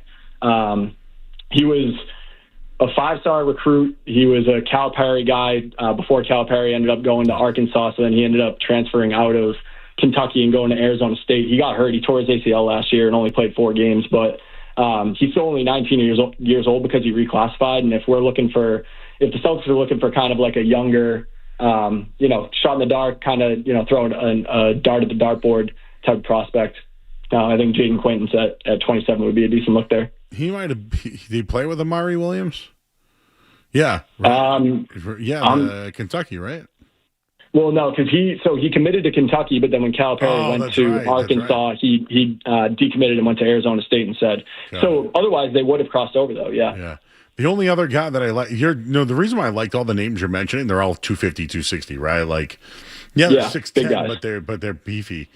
The only guy I kind of felt that way about is it Koa Pete? Played at Arizona. He was kind of a freshman, but like, can he develop into a 260 body at 6'8"? I don't know, but he's a freshman. But I just feel like that's a guy that we watched Arizona. He was a stud. Yeah, Koa Pete is an interesting one because he's like a player who was, again, a 5-star prospect. Like he was one of the top recruits in the country last year. And then, Arizona ended up having such a loaded team that I don't think he got to shine as much as he normally would. But he is like the prototypical, just kind of like rangy, versatile forward that, I would say in the last 5 years, those are the players that scouts and front offices are willing to just kind of take a swing on and just hope that it works out. But I don't necessarily think that he does one thing in particular really well.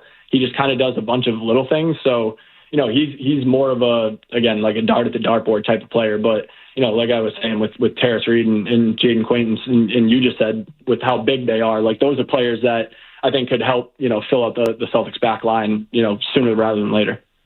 All right, Kyle, what do you do on draft night? What do you have going on with Underdog? And what's up with the WNBA season getting expanded?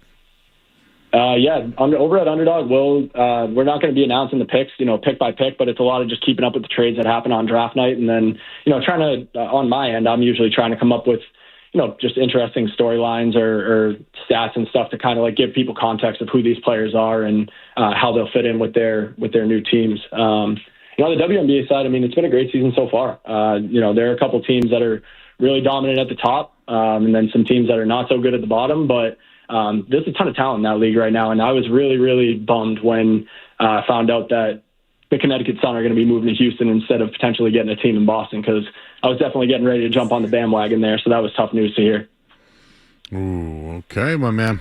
Well, Kyle, appreciate you, man. I just wanted to get somebody on the show that wasn't local. I know you're from here, but you don't live here anymore. And now, well, you gave us an outlook from elsewhere. All right, dude. Well, enjoy your draft night tomorrow, man. And when you pick a side, you'll stick to it. And I like a guy like that. I appreciate that. All right, hey, stay bunkered down, guys, until we get this news. And thanks for having me as always. It's always good to talk to you guys. You got it, man. He's Kyle Irving, everybody. Go follow him. He's Kyle Irv _ is his Twitter, and you can give him a follow there, and he'll tweet. All right, we're a little late. Let's take a break. You're listening to 98.5 The Sports Hub. Sports Hub headlines. All right.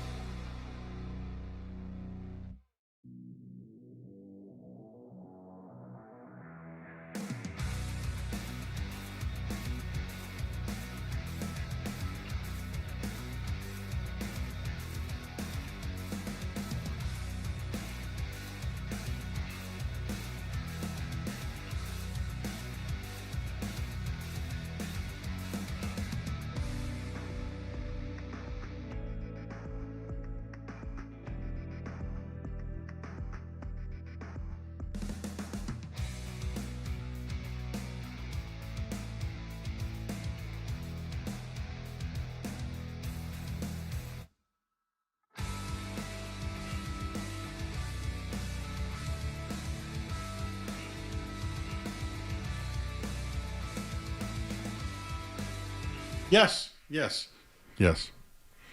Look at Street Team Joe bringing hockey knowledge to the table right now. I stopped drinking, Joe. I see clearly now. Oh, is that who said that before? What was that from? Maybe anyone who's ever gone sober. Is that from something? Yeah, it's from something. Is that a CCR lyric, Joe? I can see Johnny, clearly is that now. Johnny Nash? Who is that? The rain is No, coming. that was from something. I'll think about it. What was Game of Thrones? I drink and I see and I think things. I don't know. House of the Dragon last night, Joe. I haven't watched any of that. I heard it was tough reviews. It was okay. It's fine.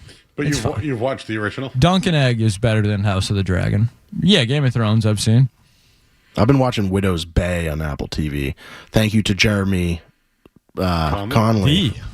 The Jeremy Conley has been money on all his recommendations. I started watching it. Oh, it's good. He's pretty good with TV. It's good. He gave Skaz might have given me Paradise. Thank you. Yeah, Widow's Bay, Paradise must watch. Kind of stunk though, but It did. Yeah, Paradise kept second you going. season Yeah, was, yeah. but Widow's Bay, highly suggested. Have you seen A Beast in Me, Joe? Nope. The new Cape Fear is out too. That's supposed to be pretty good. The remake? Javier Bardem. I think it's on Apple TV.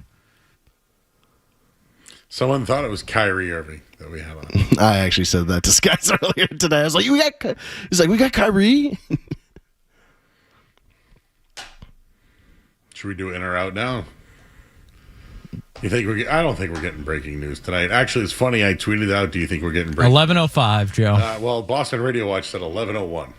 So would you have to come back? You and Scat, I'm including myself. Would we have to come back if that happens? I will tell you this, Joe. If I'm in the parking lot, I'll come back. I was going to say, Skaz, you go home. I'll put Street Team Joe behind the board and I'll run it. No. Midnight. You'll get me till midnight. I'll run the board. We'll get Skaz in studio. And you. Oh, all right. Yeah. In. Get some green slop over the air. Joe, before we go to break, I was in Medford yesterday. I went to Bob's Deli. It closed at 2:45 they closed. Not 3, not 2. This is amusing we're going to have later of my problem with delis recently. Okay, well, listen to this one. When you know how to find a chicken parm, you got to know a place to get a good chicken parm, right? Yep. Bob's Deli. Walked in, saw the son. Hey, Joe, how you doing? Hey. Second I walked in, how are you? He goes, go see the guy in the red shirt. He'll get you whatever you need. I said, all right, great. I ordered the large chicken parm on a braided roll. Now, it's big boy. They were closing soon. I saw a couple of Sicilian slices, and I said, hey, can I get 2 of those too? It was ready for me in under 5 minutes. Chopped it up with the owner's son for a little bit. Found out his family was from Hyde Park. When I ate I ate half of it last night. It was full the entire night. Ate the other half today at 2:00 before Nesson. And it was incredible, but now I'm ravenous. It's 9:00 and I'm hungry. A good chicken parm is so top tier. But I will say, was it the seeded roll? Like what type of roll are we talking? Braided. Oh, the braided roll. So Joe, I'm going to tell you that's probably my recommendation of best chicken parm sub. Yeah. Over Napoli's now? Or we went meatball at Napoli's. Might be the best. All right. So I'll leave it there. I need to try this. We'll do some in or out. We'll go to a break. I already gave the hourly. We'll have in or out next here on the Sports Zone. What's it gonna be, McFly? Are you in or out?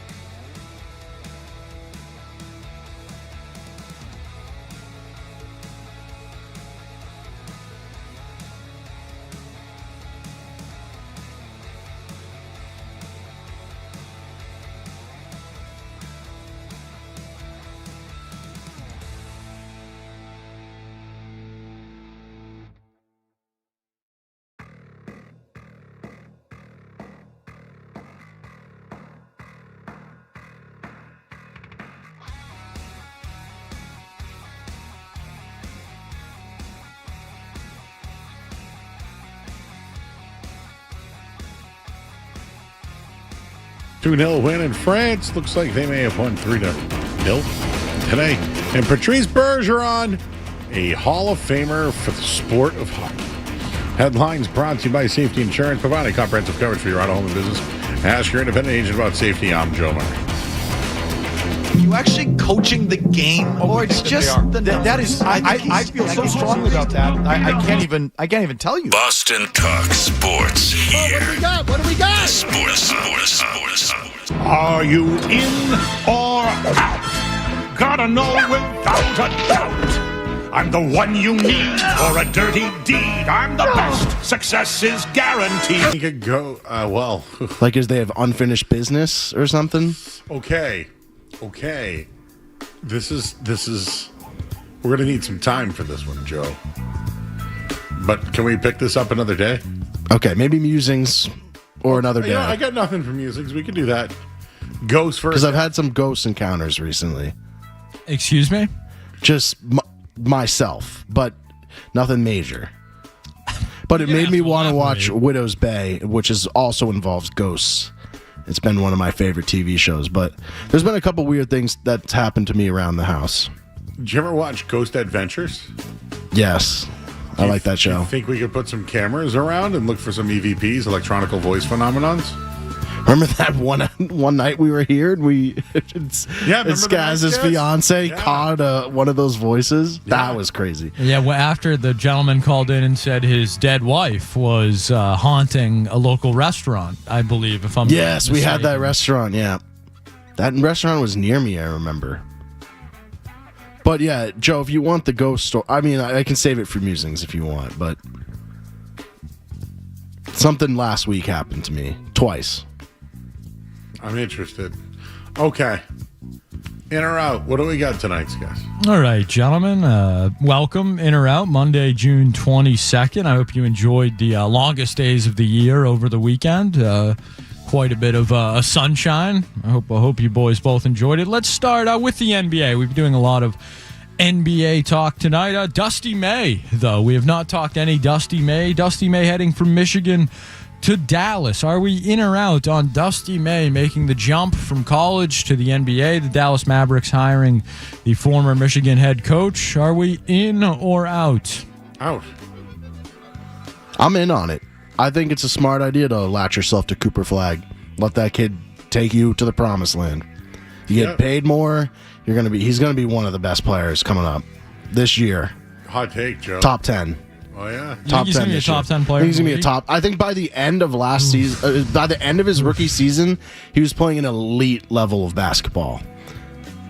Can I give you the most recent coaches to go from college to the NBA?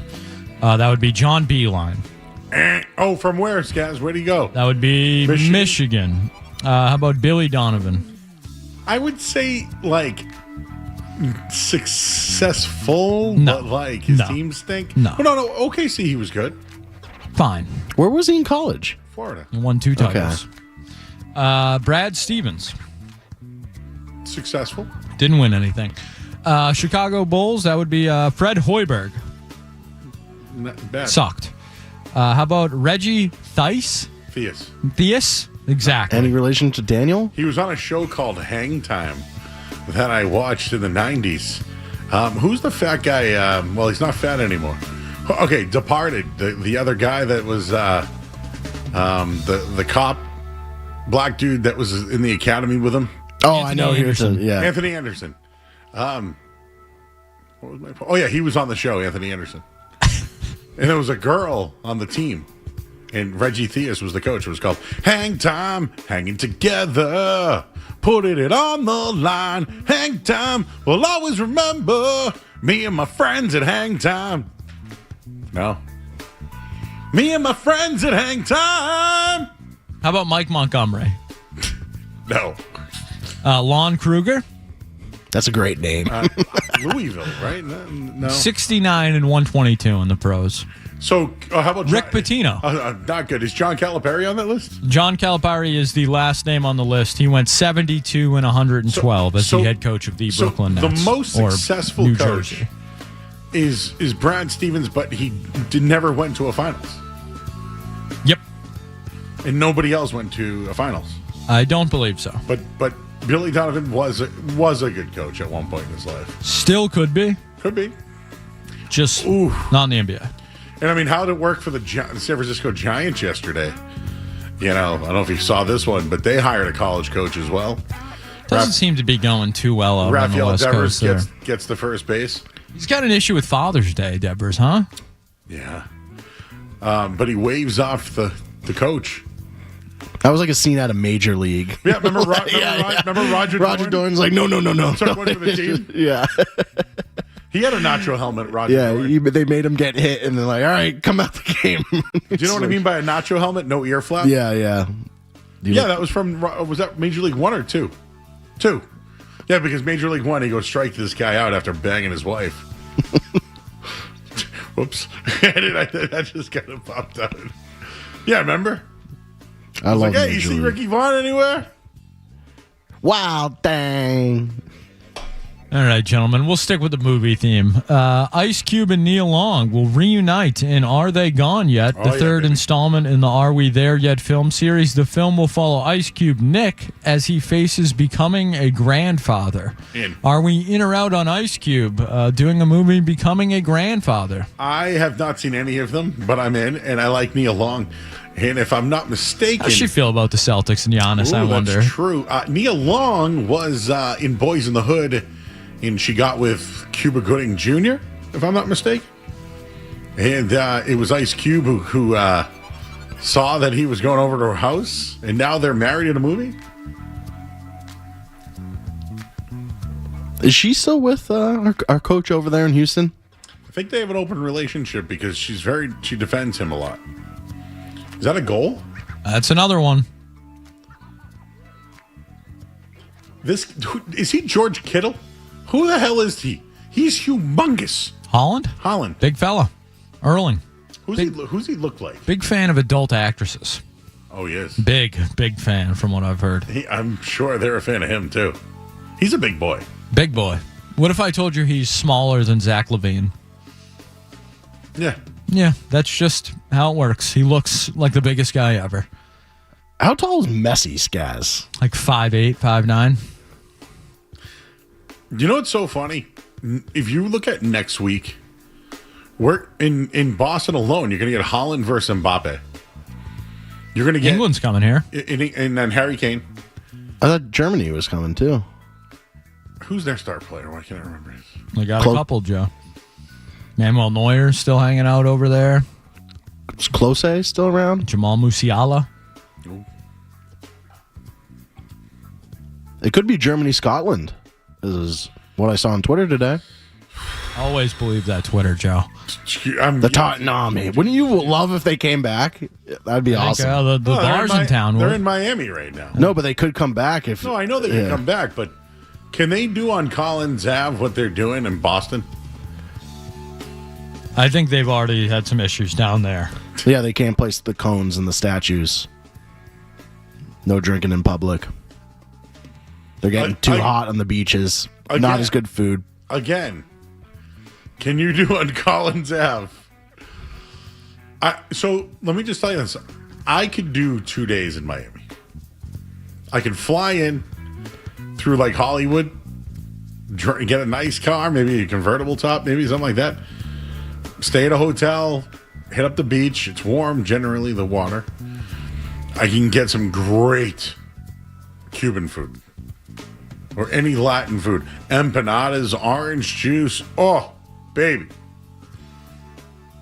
Go out a little nightlife, have breakfast the next day, hit up the beach, get right back to Hollywood and head home. Fun fact, last time I was in Miami, I only lasted 18 hours. Right? Went there, had a little too much fun. Next day, panic attack. I literally had like the worst panic attack of my life. Get me out of Miami. And I literally bought a flight home, and I was like, get me out of here.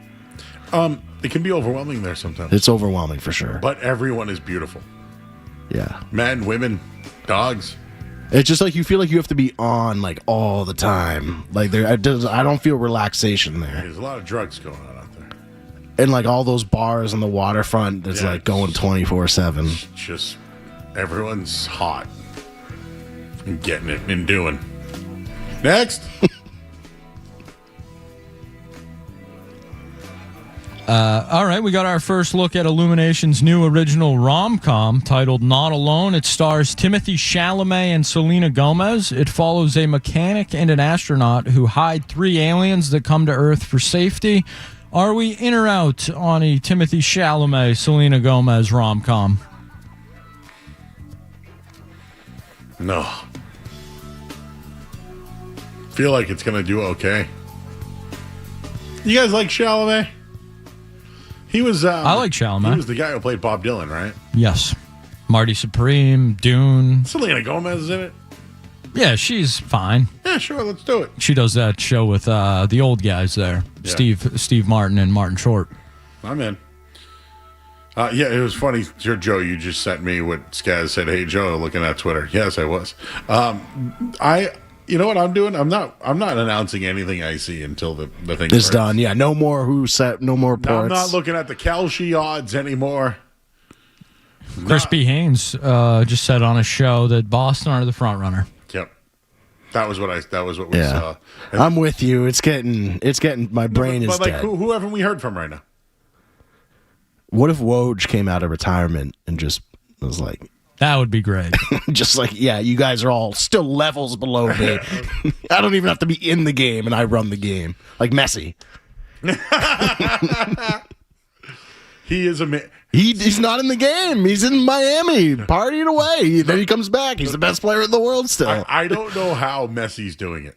I you know what though?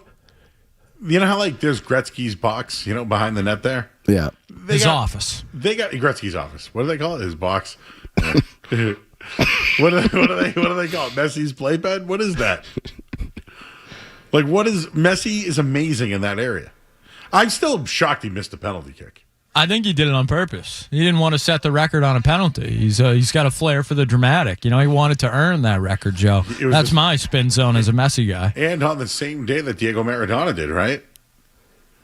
That second goal was so cool. Yeah. The guy who let it between his legs, and then Messi just. Oh. The one that I laughed at, though, when he missed the penalty kick, the goalie was hyped. Yeah.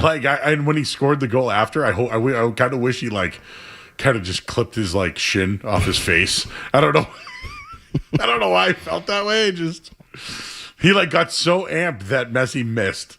He, thought he impacted it, I do love how the World Cup is literally on all day long.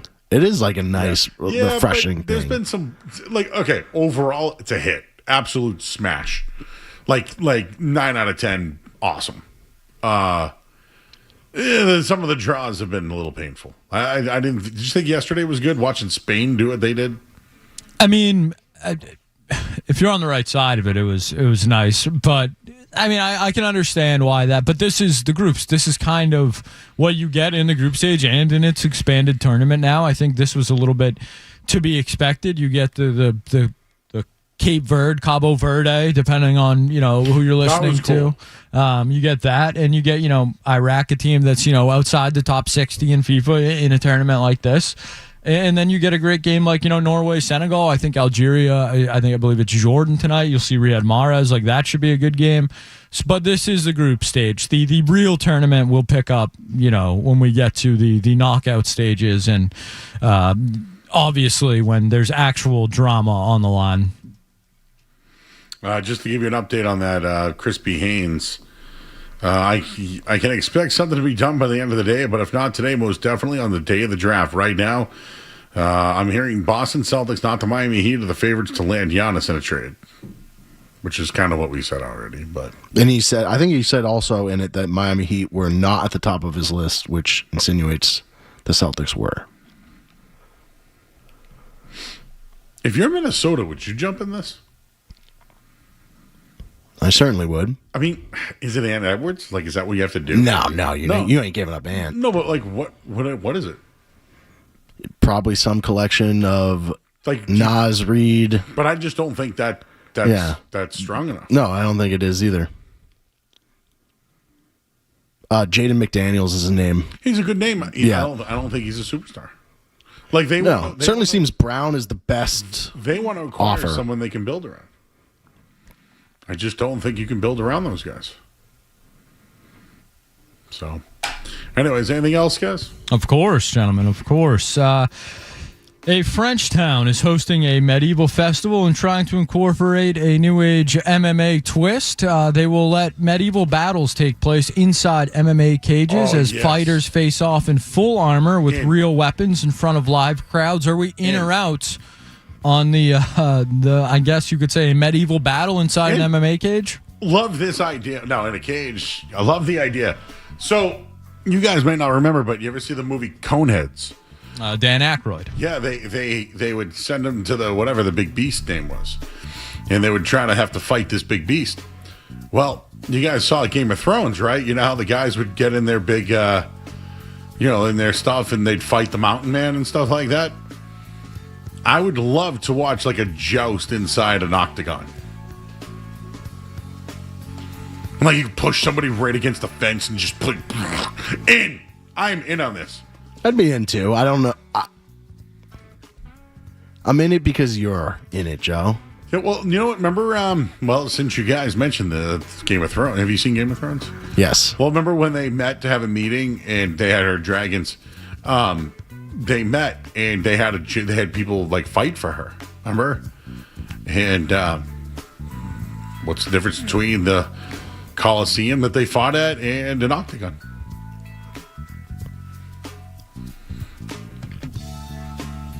Can we watch this? You can get a live stream set up. I don't know. I'll have to do a little investigative journalism there for you, Joe. If I can watch medieval fighting, I'm in. Live? Now, I've never been to King Richard's Fair. Have you? I believe so. That's down in Matt McCarthy's neck of the woods, down in Carver, I believe. I think I did that once. Sneaky, a little expensive, Joe. Do you think Street Team Joe's ever LARPed? Oh, he would be a great peasant. What's a LARP? I believe it's live action role play. LARP. Like people that dress up and recreate like battles. A jester gooner. I'm sorry? Never mind. Wait, it's a clavicular saying. A jester gooner? Jester gooner. Jester gooner. AI is searching. Acting foolish? Yeah, it's like you're acting a fool on purpose. It's like a way to get girls that usually doesn't work out. Is like making a fool of yourself. Do the girls know this in the back? I think they should. It's clavicular. Skaz, will you ask the girls if they know about this? They're slightly repulsed by, I think, the term. Oh, okay. But they know, they're aware. Yes. Yeah, I think so. I did not know that. I'm being educated back here, Joe. You guys know clavicular? No? Yeah, they know clav. Yeah, clav. What do you think of his nose job, Street Team Joe? Oh, it came out bad. It came out. Basically, Joe, there's this internet sensation who's trying to teach dudes how to look max and make themselves a better, higher priority towards higher end females. Like, how can you attract the most attractive women? And it's all about changing how you look, including he'll even like hit his face to make his bone structure better. Nose stuff. I'm out on that. Steroids. Dude. I mean, just be funny and chubby, right? Hair. Because, like, think about it. You go up to, like, the most beautiful woman in the world. You just, hey, how you doing? How you doing? I'm funny and I'm chubby. And I'm not threatened. Is that what you say, Joe? That's your opening line? and I'm not threatened by you. So let's laugh. I don't really have a jawline. You got a good beard, though. I got a great beard. Fierce one, actually. We couldn't even see your jawline if we wanted to because of that beard. But Jeff is making a joke about that. Next, please, next. All right, gentlemen, something we haven't got to in the world of sports. The Tkachuk brothers have been reunited, however you want to look at it. Brady Tkachuk sent down to the Panthers. Are we in or out? I'm out on the deal. I think it's very good for Florida. The reason why I'm truly upset with the deal is I thought that the Bruins should be in on it.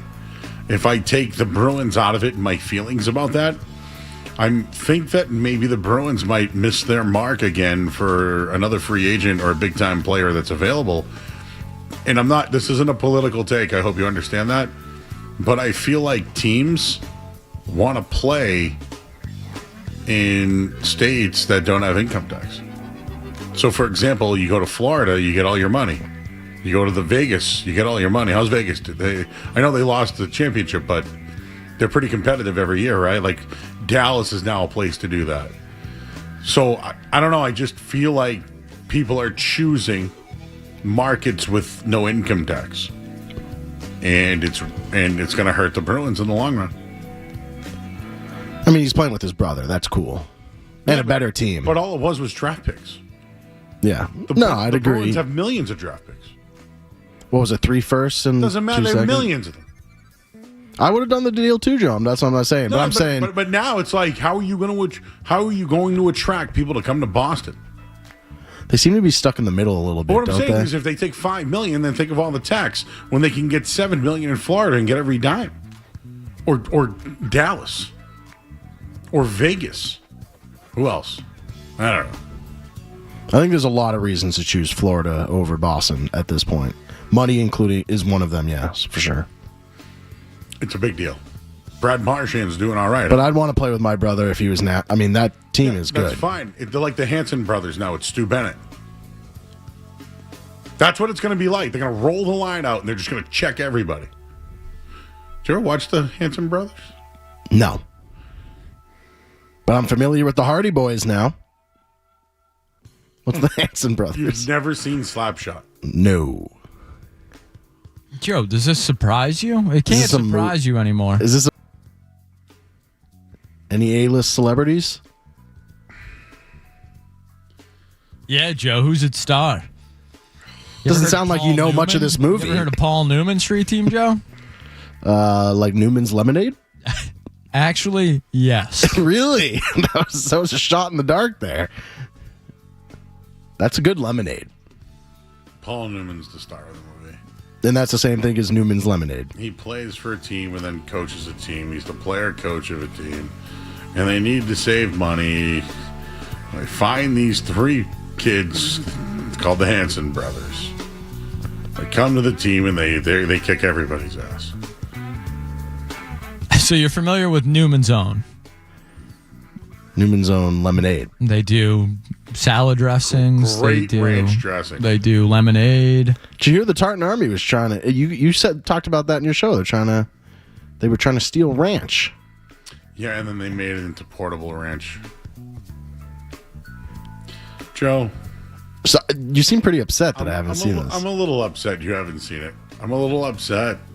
Do you think kids? That's how they know Paul Newman is the salad dressing and the lemonade. What year was Slapshot made? Oh boy, 70s or 80s? 77. In 77, and you're expecting me to see? That's 20 years before I was born. And you're like, you haven't seen Slapshot? I mean, I'm kind of with him. I think you should know who Paul Newman is, though. I do. He's the lemonade guy. Don't know who the Hanson brothers are? No, because that's 20 years before I was born. If we pull up a video, it'd probably be in black and white. It's not. It's in color. Are you familiar with the movie Cars? We didn't even have Larry Bird before this movie came out. He's still at Indiana. I'm familiar with Cars, before guys. He transferred to Indiana State. You familiar with Doc Hudson from Cars? Sure. The old car? Yeah. That's also Mr. Newman there. No. What sport? I don't even know if we have time for this. What sport? What? By the way, we're on Giannis Watch, everybody. We're just having fun. The Red Sox are on. There's no score. I'm scrolling Twitter still. 3-1 Norway. You know that Chris Haynes report we talked about briefly? In the past, Chris Haynes has talked about he has a relationship with the Antetokounmpo family. No, great. So take that for what it's worth. What sport? What's the oldest movies you've ever seen? Apollo 13's got to be up there. Rudy? What's the oldest sports movie you've ever seen? Have you ever seen The Sandlot? Yeah. Okay, thank you. A lot of people say I look like the catcher from The Sandlot. The Great Hambino? Sultan of SWAT. How about Bull Durham? No. I'm familiar with it, though. Waterboy? Rocky? Yeah, I've seen Rocky. Rocky 1? Rocky 1. I've made my way through the Rockies. That movie came out before Major League? No, before Slapshot. Okay. So you have seen an older movie. Yeah, but Rocky's way more well known than Slapshot. Come on now. Come on. It is. I need to work on this one. I need some more time. There's got to be older sports movies that are out there.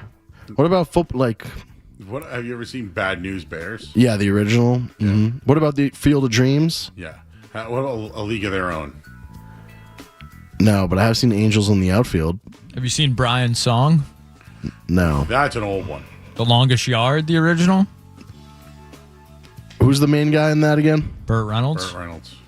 Caddyshack? I think I tried to watch it, but I like the new one better. Caddyshack I've seen. Okay. Good. Air Bud.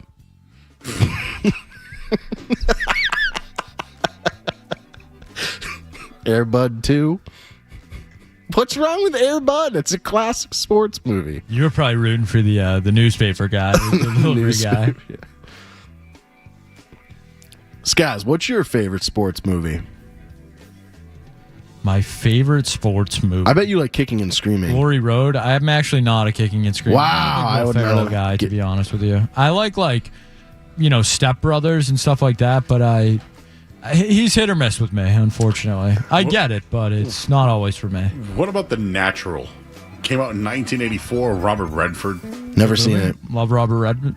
All the President's Men. I feel like you should see The Natural. What sport is it? Baseball. He went to a carnival and struck out a Babe Ruth. I've seen Hoosiers, right? That's good. That's pretty old. That's old. Naming movies with the Joes. High School Musical? Hoosiers, 1986. The Karate Kid. The original, yes. Yeah, wax on, wax off. Mr. Miyagi.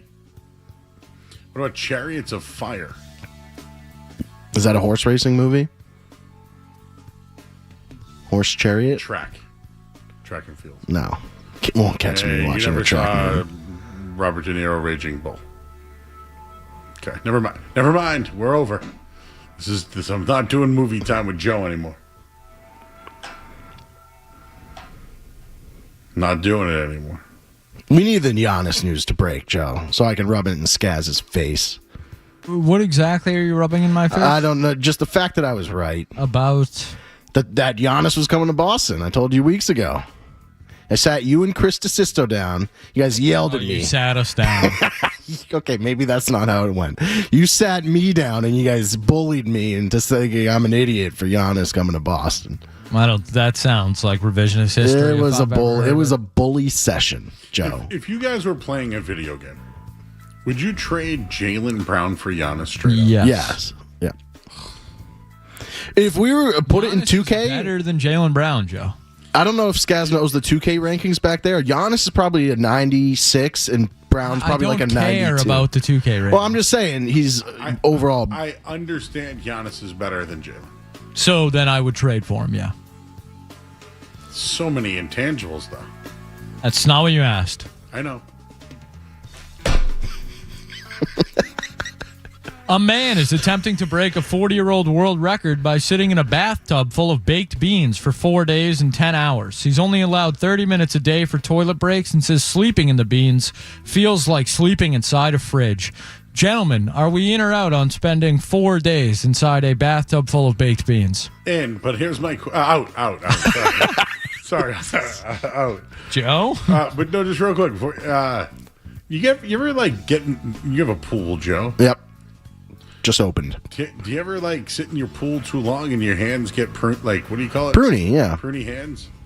What happens to your body when you sit in beans? I don't want to know. You get beaned up. No, but do you get pruned? You know, your skin absorbs a lot of the nutrients. Your skin can absorb nutrients. So imagine the fiber you're getting through that. But I mean, that bean sauce is in your body. Yeah, no, it can't be good. It can't be good. I mean, am I wearing shorts or am I naked? I'm assuming. I don't think you're naked, Joe. I don't mean, want bean sauce in my bean sprout. All he gets is a prize. I mean, just the Guinness Book of World Records. There's no money I prize believe here. he's raising money for charity. All right. This seems like a lot. I think last I checked, he had raised $1,200. So I don't know. Hopefully he gets some, more steam behind his cause there. Beans would get smelly too, wouldn't they? Beans, the magical fruit. The more you eat, the more you poop. The more you toot. Oh, okay. No, poop, toot, whatever. The more you eat, the more you fart. Did you know that Air Bud wore shoulder pads? You're looking up Air Bud. Air Bud was a 3-star athlete, But Joe. He was like Carl Crawford back in the day. Didn't have shoulders, though. What do you mean? Dogs have shoulders. Yeah, they have shoulders. Joe, what? I mean, basic, anatomy here. Dogs have shoulders. What was that first thing we talked about today about the people who do that thing to make their faces look better? Oh, maxing. Yeah, maxing. Bone mashing is when you smash your bones. I have never bone mashed, and the other thing I've never done is I've never compressioned, wore a compression shirt. Have you? Never looked skinny? No. I mean, that would just make me look worse, wouldn't I've worn compression shorts for, sports, but no. But, they make compression shirts for fat guys, and it makes you look thinner when you tuck. Wouldn't they? Yeah, I think I'm with Street Team Joe here. I think that would do the opposite. I think it would accentuate the bigger problem bag here. areas. Well, I watched on TikTok that you wearing...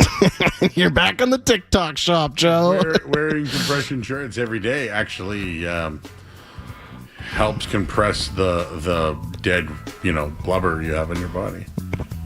Do you think we're really... Seems like a fake myth Do to you me. think we're filled with years of poop? Yeah. Me too. The reason why we're a little chubby is because it's just poop that's still there. No, I don't think that's it. No. I'm sorry, gentlemen. I don't want to interrupt you, but you think there were years worth of poop stuck inside you? Yes. I think there's, What's the oldest bit of poop left inside you, Street Team Joe? I think, I've been on some antibiotics recently, and I've been told by my doctor that can kill bacteria that's been in there for up to 10 years. Thank you. Yep. So, I think it is scientific that you could have some stuff roaming around in there that just... Roaming around? Yes. Yes, in your gastrointestinal. I don't like that terminology. Yes, guys, I was told that you can take this stuff. Is this like they say, when you eat bubble gum, it stays in your body for there's no way you have a decade's worth of crap backed up. Well, but crap and bacteria are two different things, but the bacteria does come out in the crap, so it's parts of poop, not all poop. I'll show you. I got Oh, please show me. There is a stuff you can buy. It's called Serbo. And it helps unpack all the crap. Like when you have a colonoscopy and you take that stuff wouldn't be coming out of you normally. No. That's just a lot of extra stuff that's been in there. You got to clean the colon. But that's what makes you fat. Well, I don't know if that's... Take a look at the crowds right now for the World Cup. They're rowing. Oh, they're rowing. I think Street Team Joe, I'm going to take the under on years of poop left in you. I wish we had... Does the show have a doctor, a resident doctor who can call in? We have a dentist, I believe, that chimes in every once in a while. Joe, is that Prentist? correct? Dr. Jeff? Dr. J's a dentist, yep. Yeah, that's our only guy on retainer. That'd be sick if we had a fitness expert or someone who could call in. Rajiv would know. Rajiv might know. You put too much on Rajiv's plate. You can only ask for so much out of Rajiv. He's a busy man on the West Coast. Do you think if I wore a compression shirt 5 days in a row, I would look thinner? No. So you don't think it would compress my belly? No. What if you wore 5 compression shirts? I think it would work better. I think you'd have trouble breathing. Yeah. And you wouldn't like it. All right, we have to go to break. Went very long today. We're awaiting news. Chris B. Haynes says it's going to happen tonight.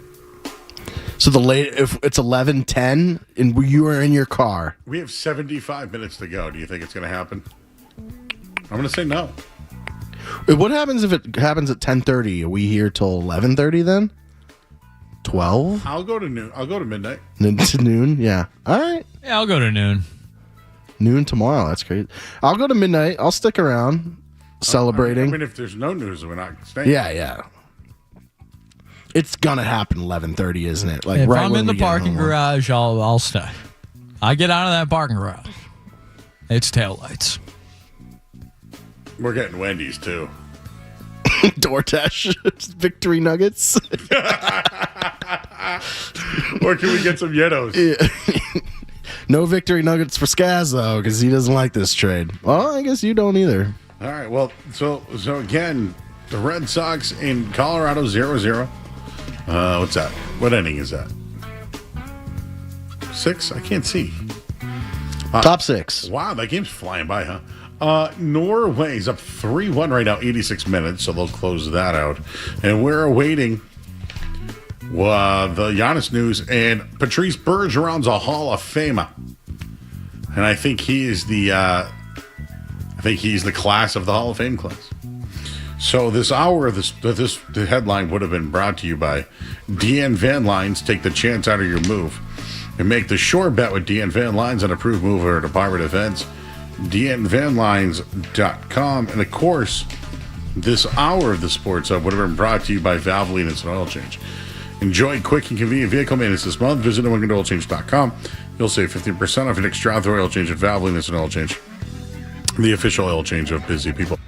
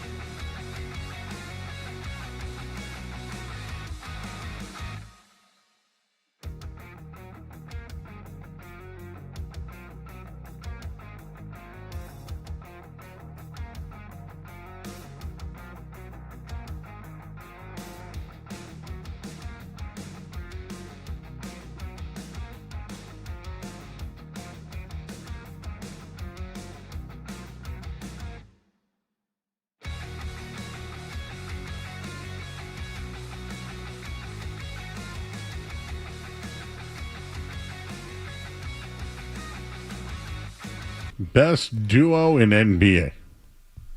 Would you take right now Wemby Harper or Tatum Brown? Probably take Tatum Brown. No, I'll take Wemby. Like, all right. I take Wemby and me. Like, here's what I mean. Historically, right? Jordan, Pippen, Kobe, Shaq. I mean, I'd even put Steph Curry, Klay Thompson on a list like that. Yeah. They're not to that level, but, you know. But all those guys played well together. Yep. Tatum and Brown don't play what they can coexist. They won the title. They can coexist, guys. They don't make each other better. They don't make each other better. Yes, they do. I mean, what are we doing? This is where you've gone to. No, guys. This is where you're not recognizing enough that you watch last year's playoffs and you say they make each other better. No, they take turns playing iso ball. I bet you their assists to each other over the years could not be that high. You can't even remember one play last playoffs where they're like, oh, they just moved the ball well and got someone to do. What happened the last time they paired Giannis with a superstar? How'd that work? He play well with that superstar? Yeah, how'd Damian Lillard work out? Is Damian Lillard Jason Tatum? No, he's Damian Lillard. He's worse. Exactly. So yeah, but he's no Jason Tatum. Hall of Famer. He's no Jason Tatum. So is it on Tatum or is it on Giannis? Coming up next year, I'd imagine Giannis playing the KG role, Tatum with the Pierce role. Giannis is the best player, but Tatum's the closer. Can you do me a favor when we go to break here? Can you give me your top 5? Street team STJ. Just to say that Tatum and Brown played well together, I think that's I think they can coexist. They have the most 30-point games for a They don't play well together, Skaz. How come they've blown it in the playoffs like 5 out of the last 6 seasons? Joe, if I had Barstool Greeny here right now, he would put you in a body bag.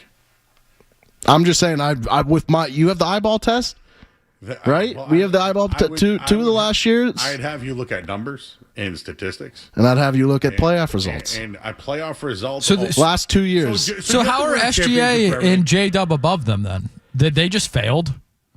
Well, J-Dub actually didn't play, so. Okay. Tatum didn't play. What are we doing? Get for one game. Joe, since 2000, right? The last 5 years, let's call it.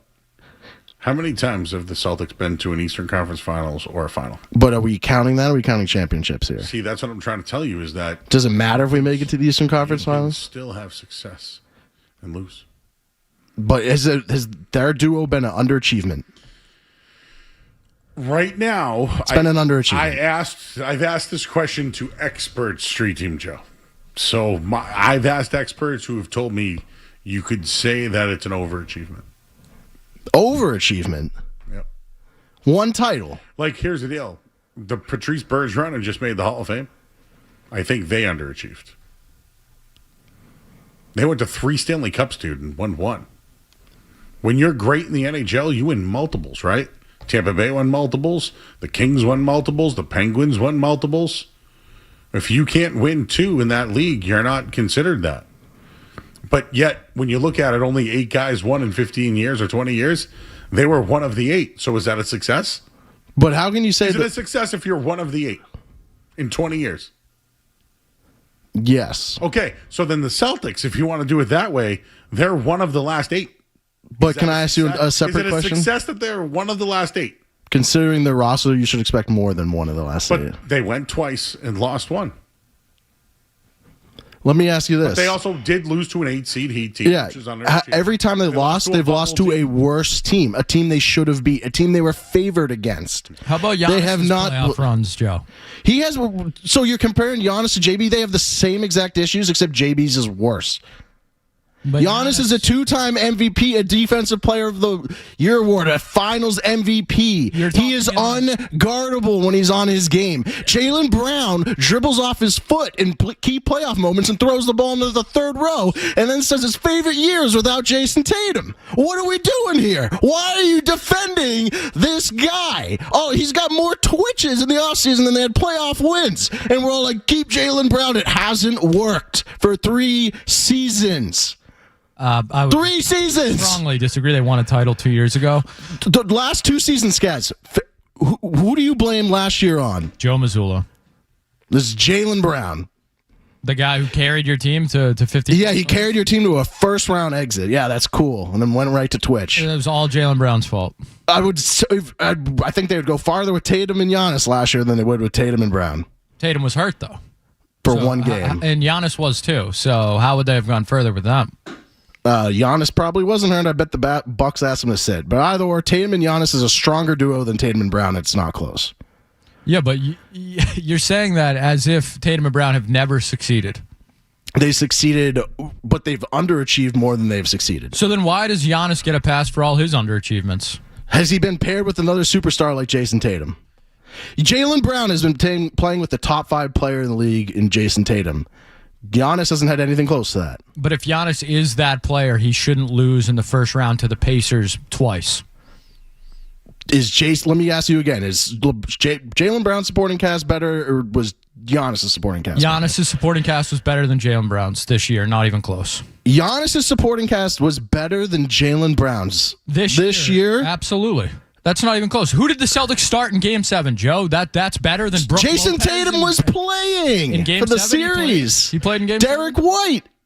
Yes, I would take Chris Middleton, Brook Lopez, Damian Lillard, those guys over Jordan Walsh and Neemias Queta. You said we're talking this year. Yes, the Celtics this year started Baylor Shireman and Jordan Walsh. Yeah, but you're giving Giannis, you're talking Giannis 3 years ago. We're talking when they failed in the playoffs. Giannis had a better supporting cast when he failed in the playoffs than Jaylen Brown did. Fact or not? Did Jaylen Brown fail last year too? Yes, that's what I'm saying, Joe. You're ignoring the argument. Hold on. Hold on. Tatum is a better... Hold on. You don't get to talk. Hold on. Your mic is off. What we're doing right now is Jaylen Brown last year, that roster, versus Giannis when he failed in the playoffs. It's as simple whose roster was better around them. Jason Tatum was not a part of the Celtics team last year. That's a fact. He was hurt in Game 7 and didn't play the majority of the season. Your mic's still off. Giannis was on a team with Chris Middleton, Damian Lillard, Bobby Portis. They got Miles Turner as well, but I'll take Miles Turner out of it because that was later. How about Bobby Portis, Brook Lopez, Chris Middleton, Damian Lillard? Is that better than Jordan Walsh, Baylor Shireman, starting Ron Harper in a Game 7? Simple yes or no will do. Why you take... Okay, so he failed. All right, so we're going to try again, Street Team Joe. We're going to try one more time. The Bucks surrounding Giannis with Chris Middleton, Damian Lillard, and Brook Lopez. Is that better or worse than Jaylen Brown being surrounded by Derek White and Baylor Shireman and Jordan Walsh? No, you're a bully. But no, that's not the same thing, Skaz. Why is it not? Why can't we take the roster last year? Why can't you compare the roster? Whose roster is better last year with Jaylen Brown? Tatum, White, Horford wasn't on the team. Like you're taking last year versus the Knicks. You're taking 1 month of Jason Tatum. Okay, but so even if you're doing that, they failed. You're missing the point. That roster failed with all that talent. Fine, that's the point. They failed. Why are you ignoring Giannis's failures? I'd say when Giannis had the good supporting cast of Drew Holiday and Chris Middleton, he won. They traded Drew Holiday, that messed him up. So it was all Drew Holiday for Dame Lillard and got rid of Brook Lopez. How good is Giannis then if it's all Drew Holiday? I think Drew Holiday we saw here how key he was to a championship, didn't we? Yes. When he plugged in here, we got over the hump. I think Drew Holiday is very key player in the championship. Drew Holiday and not Giannis is what you're saying. I would love Drew Holiday back in the team. If it was Drew Holiday, same cast, ran it back with Drew Holiday, yeah, I'd take that too. Who had a better supporting cast around them when they failed in the playoffs? Which time are we counting? When he was the main guy on his team, or Giannis when he was the main guy on his team? Sure. When they were the number one options on their teams, who had a better supporting cast? We're not arguing. It's a simple question. Sure, you can say from this year it was, and then 3 years, whichever year you want to pick for Giannis. It was Giannis. So whichever year, because he has multiple times he was. But I'm saying, why can we pick multiple years for Giannis, but not JB? Because this is the only year Jaylen Brown was the first option. It's the only year it's applicable. My point is, Giannis is about to play with Tatum. He's about to play with Tatum. Yes, thank you. You're missing it. You're missing it. I think you're missing it. I think Joe found out what it's like to get his mic shut off. Yeah. I shut my mic off. Joe, I think in arguments, this is just me as somebody who's yelled just like, I love your passion. Please, I love it. Everybody in our chat seems to love your passion and thinks you're wrong, but they love your passion. Well, we're about to get, the fun part is we're about to know in a year. But I think sometimes in arguments, like Giannis did have a better supporting cast than Jaylen Brown. For 1 year, yeah. But the 1 year that Jaylen Brown had, that's all we have to relate it to, right? Yeah. So wouldn't you say Giannis had a better supporting cast than Jaylen Brown? Don't you think it's a worse look for a more talented player with a better supporting cast to fail? If Jaylen Brown is not as good as Giannis, and Giannis had a better supporting cast, shouldn't that be a darker blemish on Giannis's record than it is Jaylen Brown's? If Giannis is so much better than Jaylen Brown, why would you not at least say objectively that's bad? I would say, yeah, you shouldn't be losing the first round, but I also wouldn't say that's an amazing supporting cast either. But Giannis, if he's so great, he doesn't need the supporting cast. Jaylen Brown. I'm not disagreeing. Jaylen Brown needed the support. I think Giannis needs Tatum. But Jaylen Brown had Luka Garza and Ron Harper Jr. and Baylor Shireman in the first round. And he had a great year. No, they lost. Yeah, they did lose. We have an NBA trade, boys. This is Breaking Sports News, powered by Valvoline Instant Oil Change on 98.5 The Sports Hub.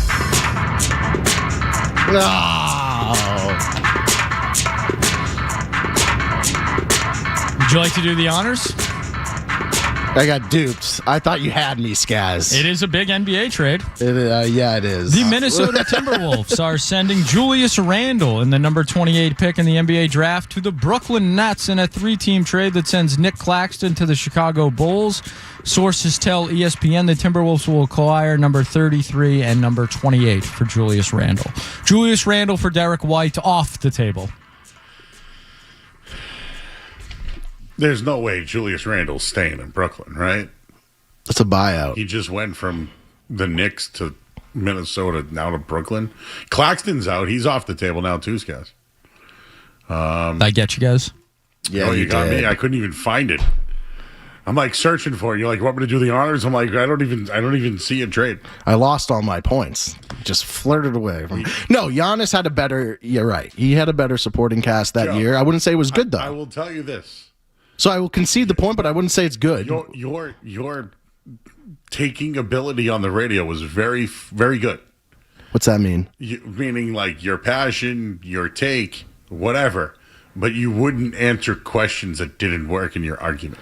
Well, I did say he had a better supporting cast. Eventually. But but my main point wasn't just Jalen last year. I wanted to look at Jalen in the totality. But you can't. Yeah, but we're looking at Giannis in the totality of his failures. They're being traded for each other. So we have to match apples to apples here. That's why I said, why can't we take the 3-year sample of each? Because the usage rate for Jalen wasn't as much as Giannis. But I thought Giannis wouldn't be a number one option here.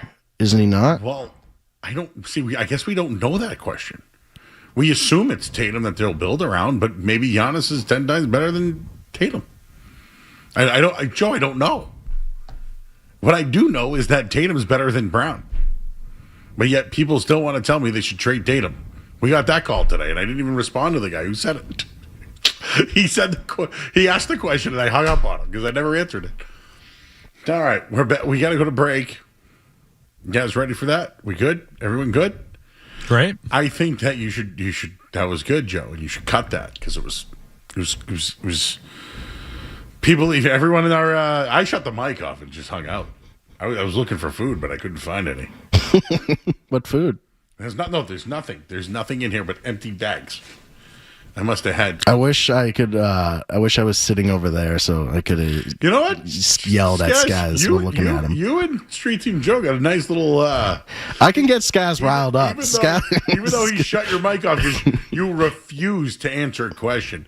Yeah, I mean, but I thought it was an unfair question. That's my point. It was not. I thought it was an unfair question. Some would say I was badgering the witness, but you got to get answers. I'm here to get answers. Like again, I just didn't like. Do you think he let you away to you had to answer something that didn't fit your argument? No. No, I think it was just an unfair question that we got to count a couple years of Giannis and just one of JB.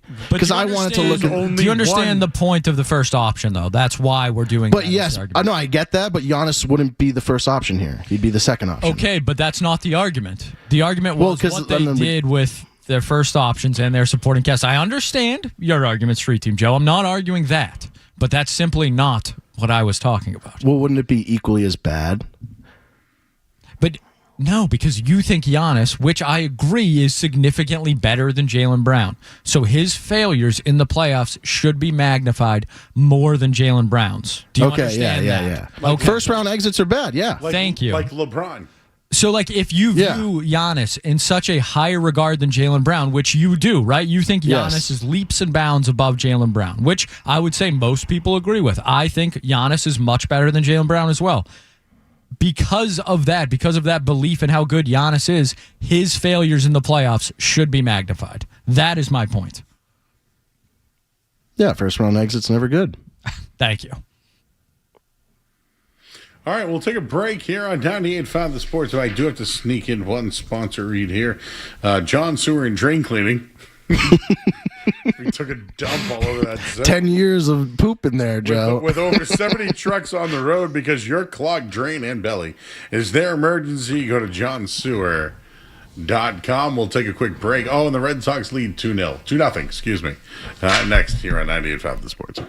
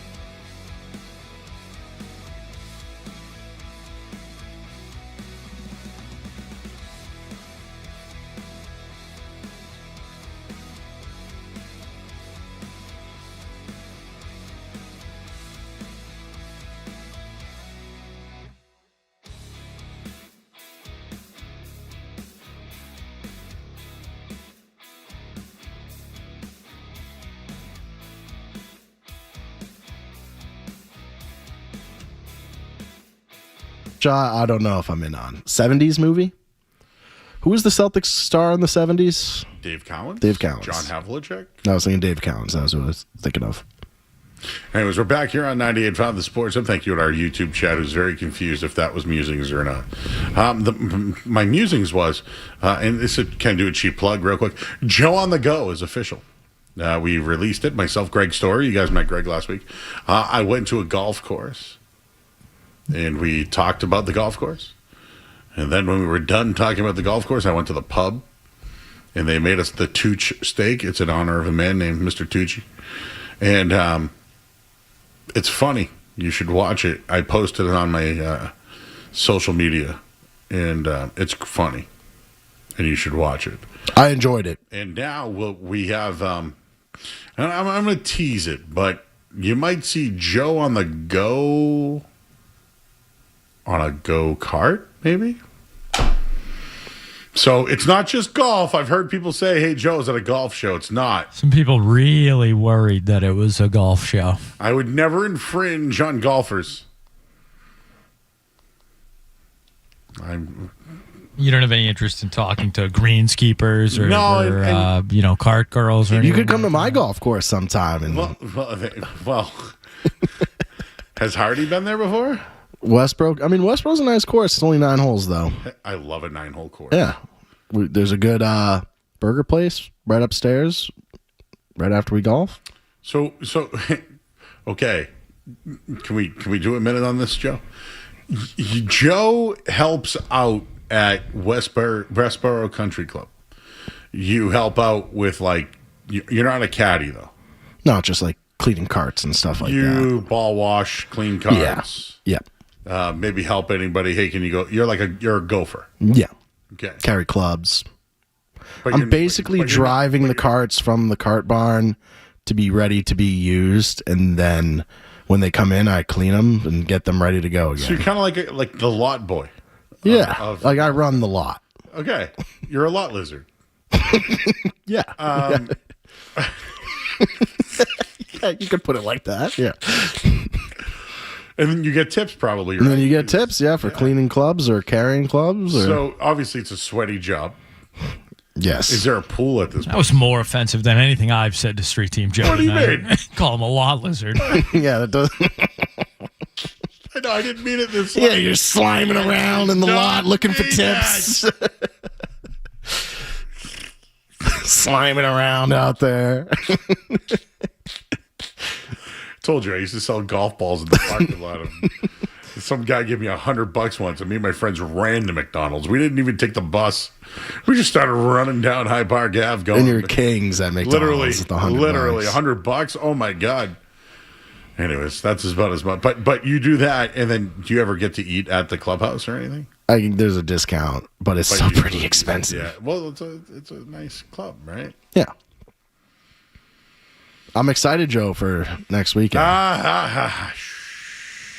But we haven't told anyone where, when, or how. People know where I'll be, though. So I'm excited for the card show. Yes, that's where I'll be. I'll be out in Marlboro, which I still don't know how to spell. Marlboro. What about the borough with the other one? Westboro, Westborogh, but you also can spell it Westboro. What about Foxborough? Foxborough or ORO. So I think you can spell it multiple ways. Why is it why are some borough? Why is Turkey the World Cup team spelled that way? It's Turkey, right? I can't answer that one. Does it have anything to do with the hair transplants? No. Bad joke gone wrong. Somebody saw my guy. I don't plan to be a golfer, but if you want to get me out there, I know how to swing. You look like you could swing. I'm not to share, but when I was a kid, because I was born in the 80s, early 80s. 1982, I was born. And when I was a golfer, let's just call it early 90s, 92, 93, 94, they didn't have left-handed clubs because I was a lefty. So I had to use right-handed clubs, Joe. Has that ever happened to you? I'm a righty, always use righty hand. But what I'm saying is, as a lefty golfer, you don't have lefty clubs, so what do? You have to play right-handed. So that's how I learned golf, was right-handed. But then I found a lefty pair of golf clubs, and I could crush the ball left-handed because I'm a lefty batter. I also played hockey left-handed. Skaz, are you a righty or a lefty golfer? Righty. Do you guys know any lefty club guys? Yeah. I got a couple buddies that are lefties. Played with my buddy Ben a couple weeks ago. He's a lefty.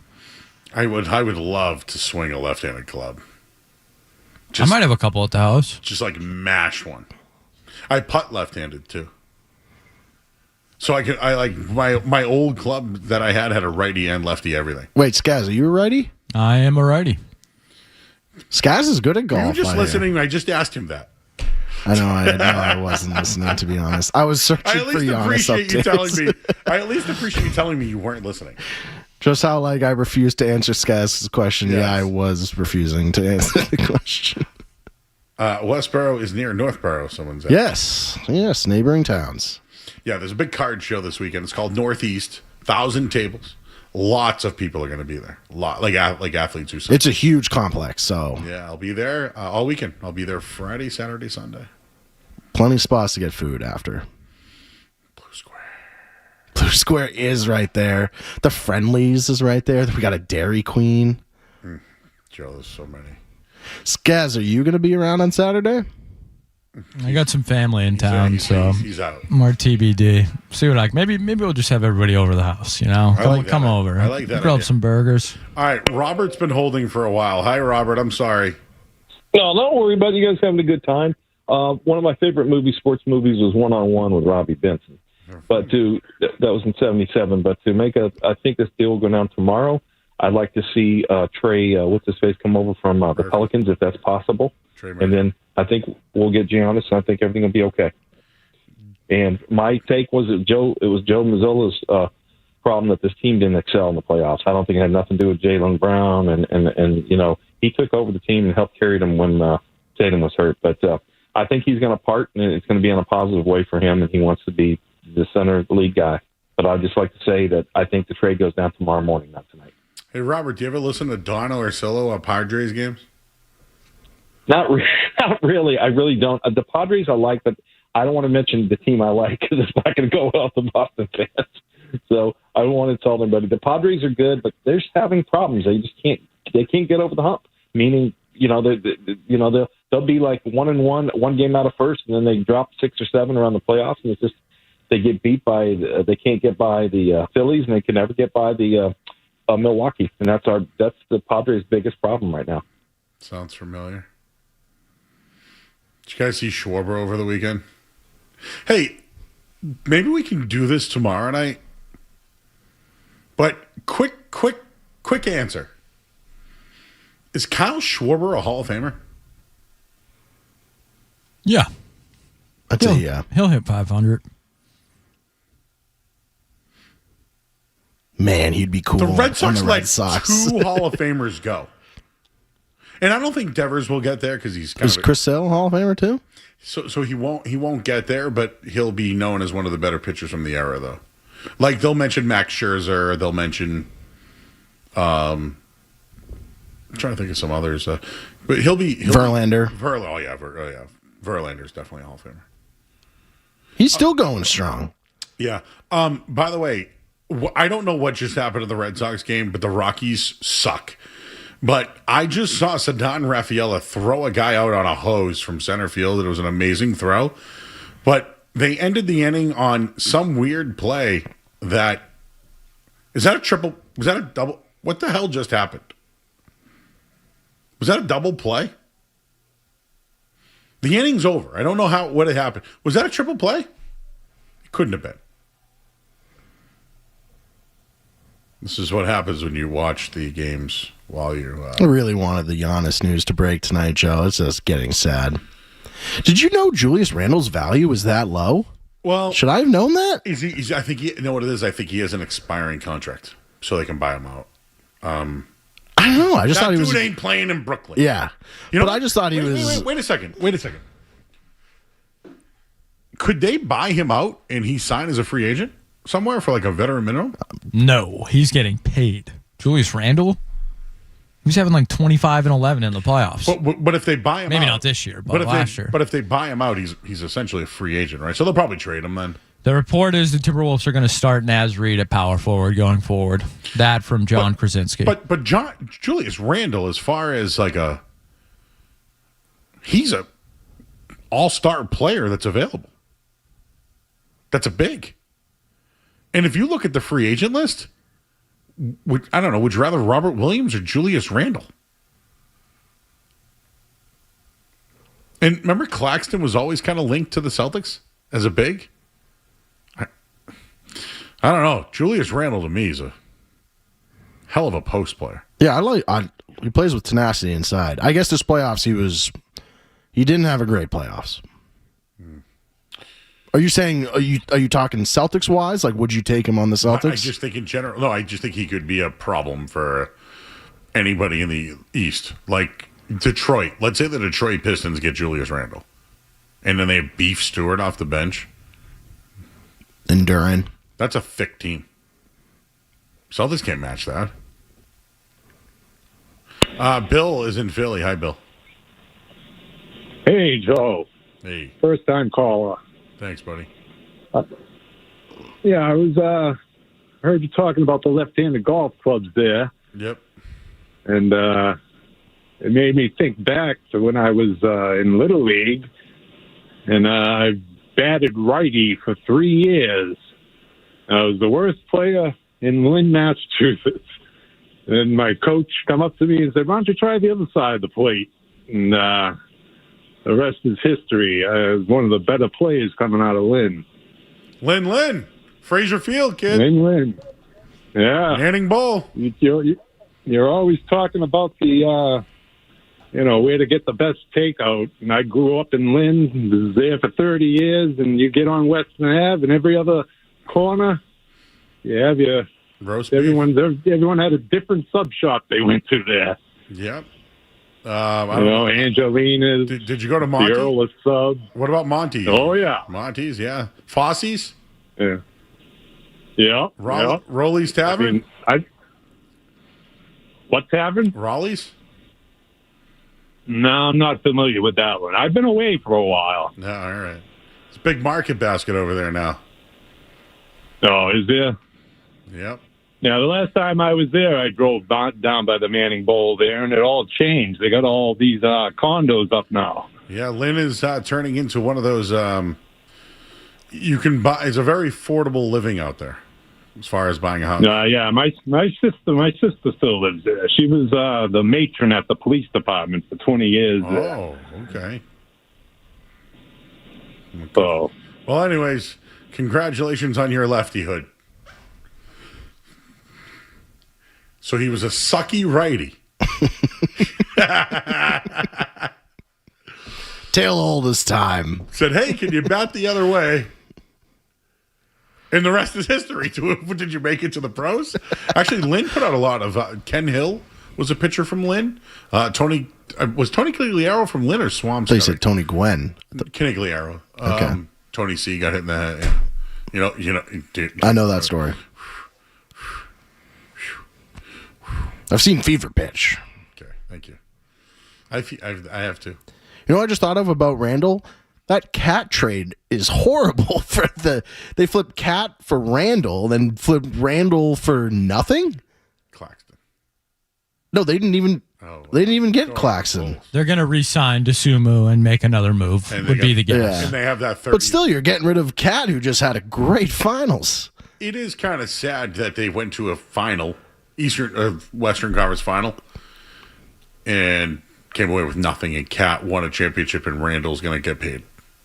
I think they want to get younger, though. Like, I don't think they're winning with that, what they have around Ant right now. It's going to take them a little while. So I don't hate resetting the money a little bit and going younger, if that's what they end up doing. I got to admit, Minnesota, as much as I call them Can't Man and all that stuff, they've been a tough group, and they've been in the conversation just like the Celtics the last few years. That DiVincenzo injury, tough. And if you look at it, they're retooling. Maybe the Celtics are next. We'll break. Final headline of the night here on 98.5 The Sports Hub. Sports Hub headlines. All right, we're awaiting the news on the Giannis Antetokounmpo trade. Is it Miami? Is it Boston? Well, Minnesota's making moves. They trade Julius Randle in a 3-team trade with Chicago. Randle ends up in Brooklyn. Chicago gets a bunch of picks and Nick Claxton. At the World Cup today, a bunch happening. Messi breaks the record for most goals at the World Cup. France advances. Mbappe scores. Norway advances. Holland scores. And the Red Sox, they've scored too. They're up 2-0 right now. That game in the 7th inning. Cedon Rafaela made an excellent throw to save a run. But tonight it is Wilson Contreras RBI double and Caleb Durbin. Guess what Caleb Durbin?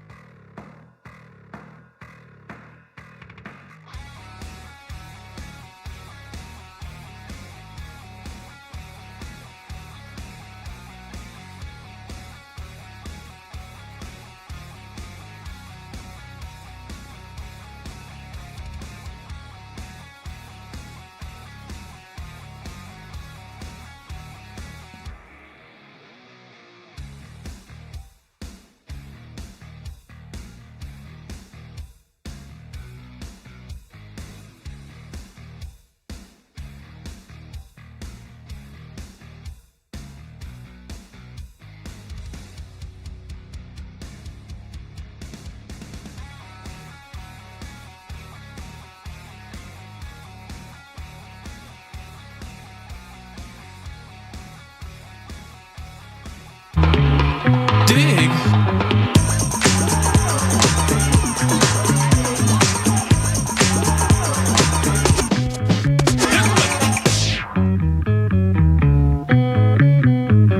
All right, back here on 98.5 The Sports.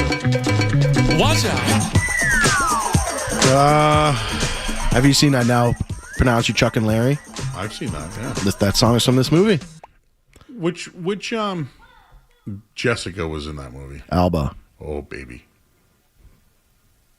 She gets undressed in front of him because she thinks like it's her gay friend. Yeah, Adam Sandler pretends to be her gay best They friend. were very wet. Yeah, it was in the rain. Why? It was in the rain. Oh, that's what it was.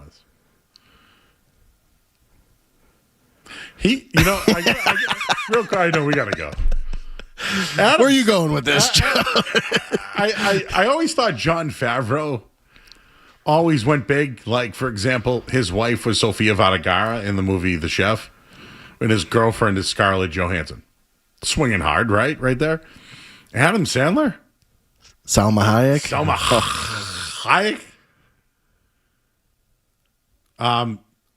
Jennifer Aniston. Yep, bunch of movies with Jennifer Aniston. I mean, Drew Barrymore. Right? Drew Barrymore, Jessica Alba.